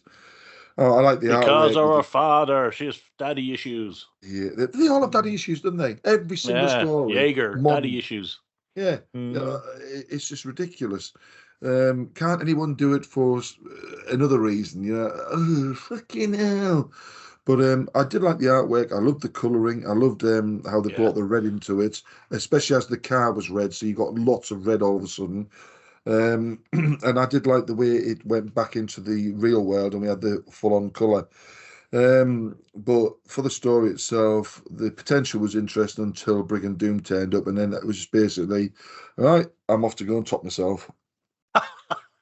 Jeez. But it's constant, isn't it? I The problem literally is, groaned when I saw Brigand Doom. I'm like, oh my yeah. god. the problem is when they do a specific word or something in one of the strips, which I saw earlier in something, and I'm thinking, oh, there's three words go with that word, so it's like three things. Are we going to get another fucking Bachman Turner and Overdrive thing where the story's all moored up? Because there was one of these strips, I can't remember which one it was, but they had a name which was associated with at least another or another two. But I'm not going to bother going back through it to fucking see. But as soon as I read that, I was like, oh God, please don't say they're going to line it up and bring something else in. Because that's all I think that they are. Oh, that'll get us a bit of fucking press coverage. Well, not by the press, by the comic stuff, but nobody's interested. Yeah, like maybe comic scene would be like, Brigand Doom, but it's like, I don't think it was a well-received strip to begin with, anyways. you know what, I you keep saying that, but I remember kind of liking the only reason it was in the Prog is because the editor of the comic book at the time was the same guy who wrote it. It was one of those things that was like a cool looking character and a cool idea that kind of the stories were nonsensical. Didn't make any sense.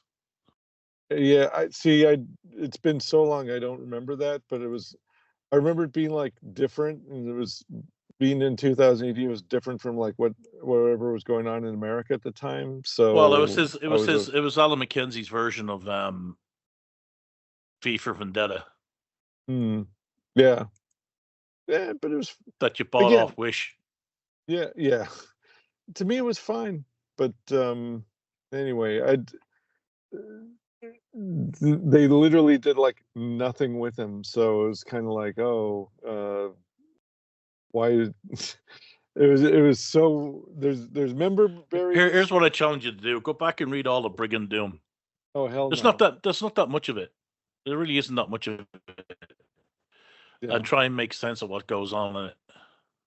It was again, it was from that era of 2000 AD. There was sort of a mixed bag of like really cool and different ideas, but maybe the stories themselves weren't that satisfying. Right. So. Okay, The Discarded Part 7, Pete Milligan, Kieran McKeown, Jim Boswell, and Simon Boland. That's me again? No, it's me, that one. Okay. I could tell from the sigh. Vera is taken below ground by the gang who are building an ark to escape the island. The gang then tell her that they were basically all innocent and the pigs framed them and such like. Just then, two trash hounds come sniffing and smash into their secret base, killing gang members until Vera picks up an AK and shoots at a charging trash hound. Woo! That was pretty concise there, dude. Because that's all that pretty happens. Good. So, I have a thought. Oh, there's a thought. So yeah, I like how she is introduced. The woman is introduced to these this motley-looking crew of criminals, and they kind of introduce themselves and tell her their stories about how they were arrested or harassed by the pigs, essentially, in the other world, and she like instantly believes them. She's like, there's no proof. She's a cop. No proof, no evidence. They just say, yeah, we were harassed by the man. And she's like, these are the people I'm going to cast my lot in with. And here comes the evil robot dogs. And we fought together. So now they're my compadres. That's, and this one girl, she can tell she's a good guy because she's wearing a surgeon's mask, so she's saving lives. She's on the right side of history. I love the artwork. I think the artist is really good. Yep. But the story's like, yeah, whatever. Right. What do you think, John? I'm the same. It's again, it's just generic stuff, isn't it? You know, she gets taken to the base, but the things that are outside that are hunting them down somehow find them instantly as soon as she's arrived at the base. It's just it's like if you've never written a story before, these are the things that come to your head because it's so well known tropes. You know, I just laughed when them two trash monsters, the trash hounds, suddenly out of nowhere, once she's in there, have come and they crash in exactly the place they need to. Colouring's nice though on that area where that's happening. Figures and stuff, the expressions are good. You can tell who they all are. And obviously the ending was ridiculous. She just gets an AK and shoots at an armoured robotic beast thing. Boring. And it's like, was it now about 10 foot in front of her? I think she'd be dead in a second, but obviously, who knows? Yeah.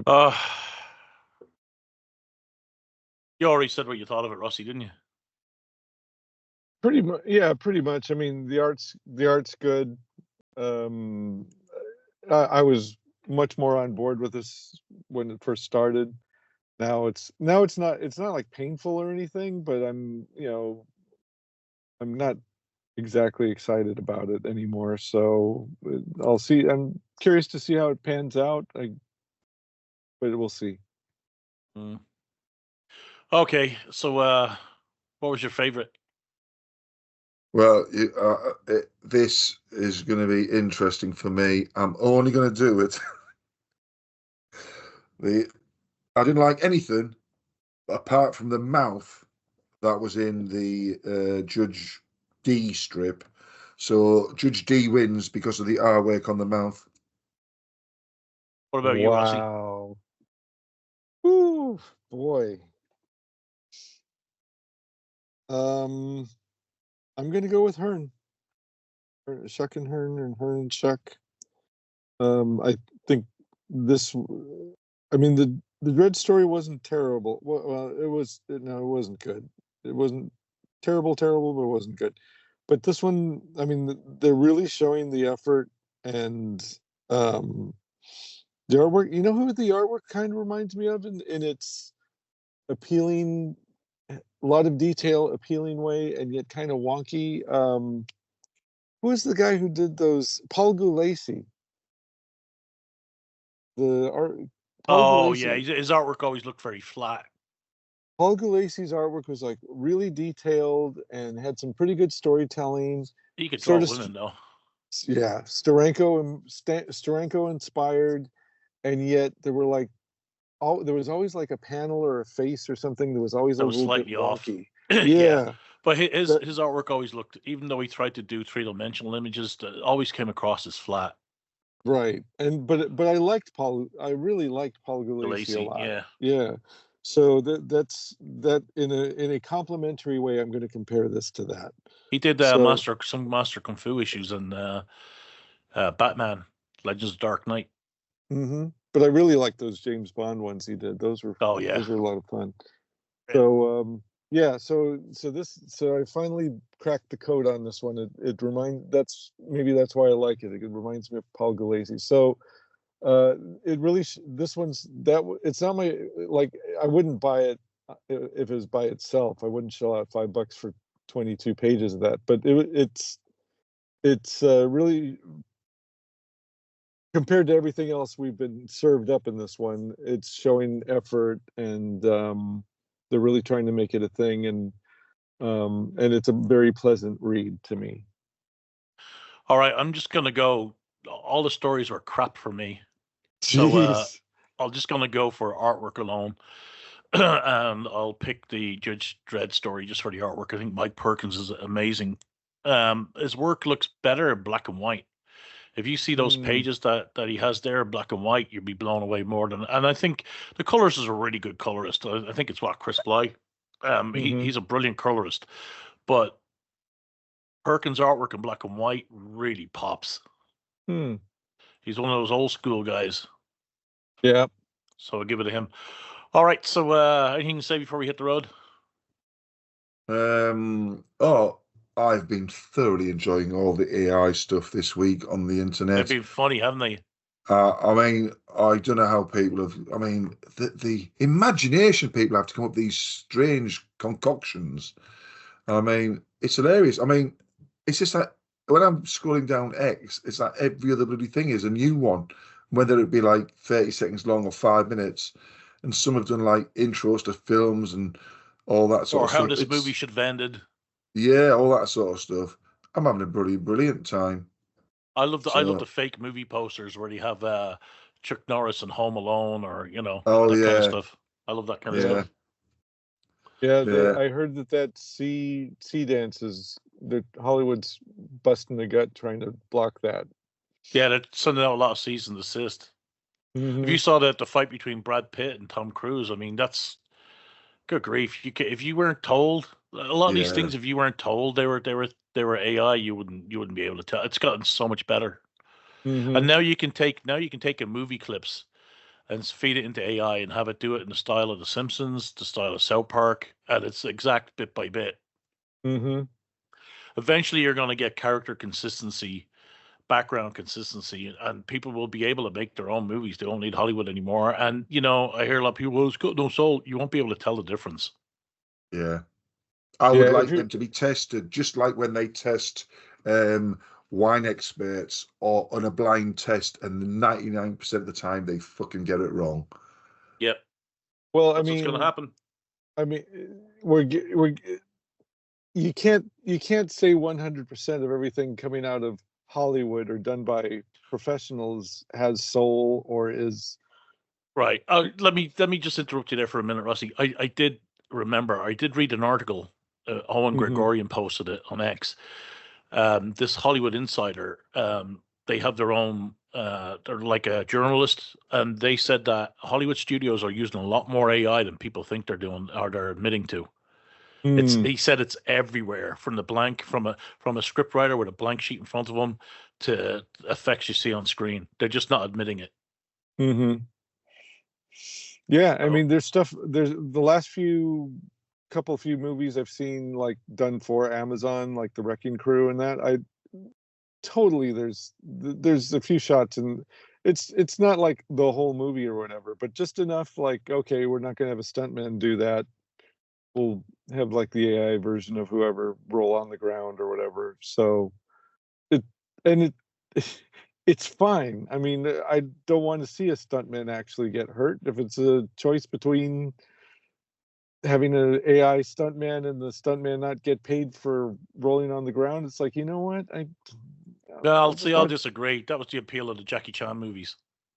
Because you knew he did all his own. You knew he did everything himself, and you knew the chances are he'd get hurt. So that's why that's one of the reasons you watched them.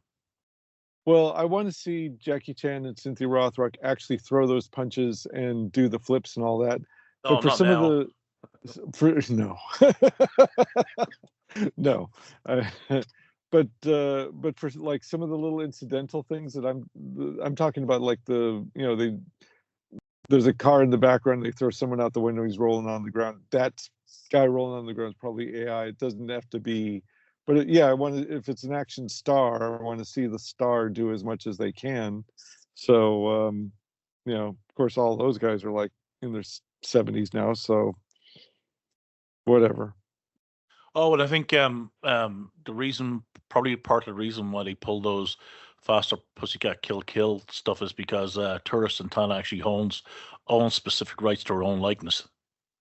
Oh, so Meyer, anybody doing stuff like Russ Meyer stuff with her in it has to get permission. Okay. Well, good for her that she got kept a piece of the pie. Did you ever see the Tourist Attendant action figure? No, I'll have to Google it now.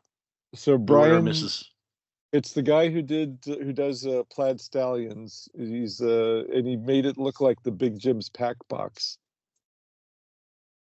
So, but the problem is, it looks like she's wearing the Ramones. It looks like she's wearing a Ramones wig. Oh, I see it. Yeah, that's terrible. That's Joe Michael Eisner did a box art. Yeah.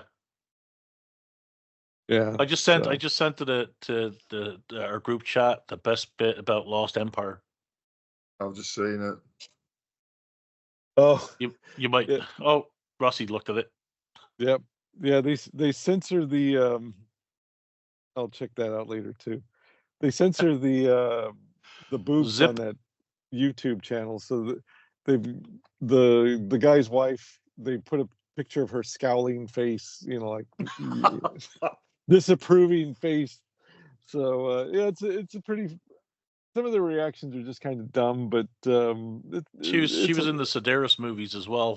That actress Raven McCroy or something the name is. Yeah, she's in a lot of Jim Wynorski movies too. So Yeah, she's native. the 1/8 scale resin model kit of Tura Santana is better than that action figure. Yeah, I kind of thought about it because I wanted to have like the big Jim pack box, and I thought, oh well, it'll go fine with my Sybil Danning from Battle Beyond the Stars and my Carolyn Monroe figures, but I just didn't like it. And I like the guy, the other stuff that guy does is collecting magazines and his videos and all that. I like the stuff the guy does. I was just like, A, I don't have $30 for action figures anymore, and B, I